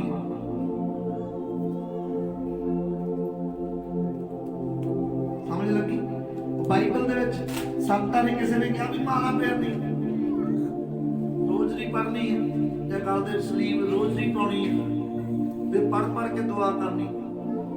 ਚੇਲਿਆਂ ਨੇ ਤਾਂ ਕਿਤੇ ਇਹ ਵੀ ਨਹੀਂ ਕਿਹਾ ਗਿਆ ਸਾਡੇ ਬਾਪ ਵਾਲੀ ਦੁਆ ਕਰਨੀ। 12 ਰਸੂਲਾਂ ਨੇ ਸਿੱਖਿਆ ਲਾਗੂ ਨਹੀਂ ਕੀਤੀ ਵੀ ਐ ਸਾਡੇ ਬਾਪ ਵਾਲੀ ਦੁਆ ਕਰਨੀ। ਕੁਰਬਾਨੀ ਦੁਆ ਕਹਿੰਦੇ ਹੋ, ਕੁਰਬਾਨੀ ਦੁਆ ਕਰਨੀ ਇਹ ਲਾਗੂ ਨਹੀਂ ਕੀਤਾ ਗਿਆ, ਚੇਲਿਆਂ ਨੇ ਕਦੇ ਨਹੀਂ ਲਾਗੂ ਕੀਤਾ ਗਿਆ। ਪਰ ਇਹ ਕੈਥੋਲਿਕ ਦੇ ਲੋਕ ਇਹੀ ਦੁਆ ਕਰਦੇ ਆ ਐ ਸਾਡੇ ਬਾਪ ਜੀ ਜੋ ਸਵਰਗ ਤੇ, ਇਹੀ ਦੁਆ ਉਹਨਾਂ ਦੀ ਮਸ਼ਹੂਰ ਕੀਤੀ ਹੋਈ ਹੈ। ਇੱਕੋ ਹੀ ਦੁਆ ਬਾਰ-ਬਾਰ ਕਰਦੇ, ਇੱਕੋ ਹੀ ਦੁਆ ਬਾਈਬਲ ਚ ਨਹੀਂ ਹੈ ਨਾ। ਖੁਦਾ ਤੁਹਾਨੂੰ ਬਹੁਤ ਬਰਕਤ ਦੇਵੇ। ਆਪਾਂ ਇੱਕ ਪੇਜ ਹੀ ਅੱਜ ਕਲੀਅਰ ਕੀਤਾ, ਇੱਕ ਪੇਜ ਆਪਾਂ ਅਗਲੇ ਸੰਡੇ ਕਲੀਅਰ ਕਰਾਂਗੇ। ਇਹਦੇ ਚ ਹੋਰ ਬਹੁਤ ਸਾਰੀ ਸਿੱਖਿਆਵਾਂ ਨੇ ਜਿਹੜੀਆਂ ਲਾਗੂ ਕੀਤੀਆਂ ਗਈਆਂ। ਬਹੁਤ ਇੰਟਰਸਟ ਮੈਨੂੰ ਆ ਰਿਹਾ, ਕੋਈ ਸਮਝ ਲੱਗ ਰਹੀ ਵੀ ਵਾਹ ਵੀ ਵਾਹ ਇਹਨਾਂ ਨੇ ਕਿੰਨਾ ਕੁ ਜੋੜ ਦਿੱਤਾ, ਇਹਨਾਂ ਨੇ ਕਿੰਨਾ ਕੁ ਜੋੜ ਦਿੱਤਾ ਔਰ ਬਾਈਬਲ ਦੇ ਸਿਧਾਂਤ ਬਣਾ ਕੇ ਸਮਝਾਇਆ। ਸਾਨੂੰ ਪਤਾ ਹੀ ਨਹੀਂ ਸੀ ਉਹਨਾਂ ਨੇ ਮਸੀਹ ਲੋਕ ਆਹ ਕਦੋਂ ਪਾਉਂਦੇ, ਭਾਈ ਸਾਨੂੰ ਨਹੀਂ ਸੀ ਪਤਾ। ਜਿਹੜਾ ਨਬੀ ਨੇ ਸਮਝਾਇਆ ਚੌਥੇ ਯੁੱਗ ਨੇ ਵੀ ਇਹ ਕਿੱਦਾਂ ਲਾਗੂ ਹੋਈ ਇਹ ਚੀਜ਼ਾਂ। ਆਹ ਅਸੀਂ ਵੀ ਭਾਈ ਫਿਰਦੇ ਹੁੰਦੇ ਗਲਿਆਂ ਜਦੋਂ ਅਸੀਂ ਮਸੀਹ ਬਣੇ ਬੜਾ ਸ਼ੌਂਕ ਸੀ ਗਲਿਆਂ ਚ ਪਾਉਣ ਦਾ ਬੜਾ ਹੀ ਸ਼ੌਂਕ ਸੀ। ਪਰ ਇਹ ਸਿੱਖਿਆ ਝੂਠੀ ਸਿੱਖਿਆ ਹੈ, ਮਾਲਾ ਫੇਰਨੀ। ਹਾਲੇਲੂਇਆ। ਆਪਾਂ ਅੱਖਾਂ ਨੂੰ ਬੰਦ ਕਰਾਂਗੇ, ਪ੍ਰਾਰਥਨਾ ਜਾਵਾਂਗੇ। ਖੁਦਾ ਨੇ ਸਾਡੇ ਤੇ ਬਹੁਤ ਅੱਛਾ ਸਮਾਂ ਦਿੱਤਾ ਹੋਇਆ ਜੋ ਅਸੀਂ ਸਟੱਡੀ ਕਰ ਰਹੇ ਹਾਂ ਏਲੀਆ ਦੀ 5 ਵਾਰ ਸੇਵਕ, ਜਿਹਦੇ ਵਿੱਚ ਅਸੀਂ ਚੌਥਾ ਏਲੀਆ ਦੇਖ ਰਹੇ ਹਾਂ ਜੋ ਕਿ ਸਾਡੇ ਯੁੱਗ ਦਾ ਨਬੀ ਹੈ ਭਾਈ ਬਰਾਨਮ। ਔਰ ਅਸੀਂ ਉਹਦੇ ਪਿੱਛੇ ਜਾ ਕੇ ਦੇਖ ਰਹੇ ਹਾਂ ਕਿ ਕਿਵੇਂ ਇਹ ਬਗਾੜ ਆਇਆ। ਫੇਕ ਸੁਧਾਰ ਕਰਨ ਵਾਲੇ ਏਲੀਆ ਦੇ ਬਾਰੇ ਭਵਿੱਖਬਾਣੀ ਕੀਤੀ ਗਈ ਹੈ। ਅਸੀਂ ਪਹਿਲਾਂ ਬਗਾੜ ਦੇਖ ਰਹੇ ਹਾਂ ਕਿ ਸਾਰਾ ਬਗਾੜ ਕੈਥੋਲਿਕ ਦੇ ਦੁਆਰਾ ਹੋਇਆ। ਔਰ ਸਿੱਖਾਂ ਨੂੰ ਬੰਦ ਕਰਾਂਗੇ, ਪ੍ਰਾਰਥਨਾ ਸਰਬ ਸ਼ਕਤੀਮਾਨ ਪ੍ਰਭੂ ਤੇਰਾ ਧੰਨਵਾਦ ਕਰਦੇ ਹਾਂ ਅੱਜ ਦੇ ਇਸ ਮਹਾਨ ਸਮੇਂ ਦੇ ਲਈ। ਖੁਦਾਵੰਦ ਖੁਦਾ ਜੋ ਵੀ ਵਚਨ ਚੱਲ ਰਿਹਾ ਹੈ ਤੁਹਾਡੀ ਮਹਾਨ ਕਿਰਪਾ ਦੁਆਰਾ ਦੁਲਮ ਦੇ ਤੇਰੇ ਲੋਕਾਂ ਦੇ ਸਾਹਮਣੇ ਰੱਖਾ ਜਾਵੇ। ਉਹ ਸ਼ੈਤਾਨ ਇਸ ਵਚਨ ਨੂੰ ਚੁਰਾ ਨਾ ਪਾਵੇ। ਯਿਸੂ ਇਹ ਵਚਨ 30 ਗੁਣਾ 60 ਗੁਣਾ 100 ਗੁਣਾ ਫਲ ਕਰੋ। ਜਿਹੜੇ ਲੋਕ ਇਹ ਸੰਦੇਸ਼ ਜਦੋਂ ਫੇਸਬੁੱਕ ਤੇ ਸੋਸ਼ਲ ਮੀਡੀਆ ਤੇ ਪਾਇਆ ਜਾਂਦਾ ਤਾਂ ਲੋਕ ਵੀ ਬਰਕਤ ਪਾਉਣ ਜੋ ਸੁਣਨ ਇਸ ਵਚਨ ਨੂੰ। ਉਹਦੇ ਦੁਆਰਾ ਬਹੁਤ ਸਾਰੇ ਲੋਕਾਂ ਦੀ ਜ਼ਿੰਦਗੀਆਂ ਚੇਂਜ ਹੋ ਜਾਣ, ਬਦਲ ਜਾਣ। ਇਹ ਪ੍ਰਾਰਥਨਾ ਪ੍ਰਭੂ ਯਿਸੂ ਮਸੀਹ ਦੇ ਜਿੰਦੇ ਨਾਮ ਵਿੱਚ ਆਮੀਨ ਆਮੀਨ। ਰੱਬ ਤੁਹਾਨੂੰ ਬਹੁਤ ਬਰਕਤ ਦੇਵੇ। ਸਾਰਿਆਂ ਨੂੰ ਮੇਰੇ ਵੱਲੋਂ ਸਲਾਮ। ਤੇ ਬਾਕੀ ਦਾ ਸਮਾਂ ਭਾਈ ਰਵਿੰਦਰ ਜੀ ਦੇ ਹੱਥ ਵਿੱਚ ਦੇ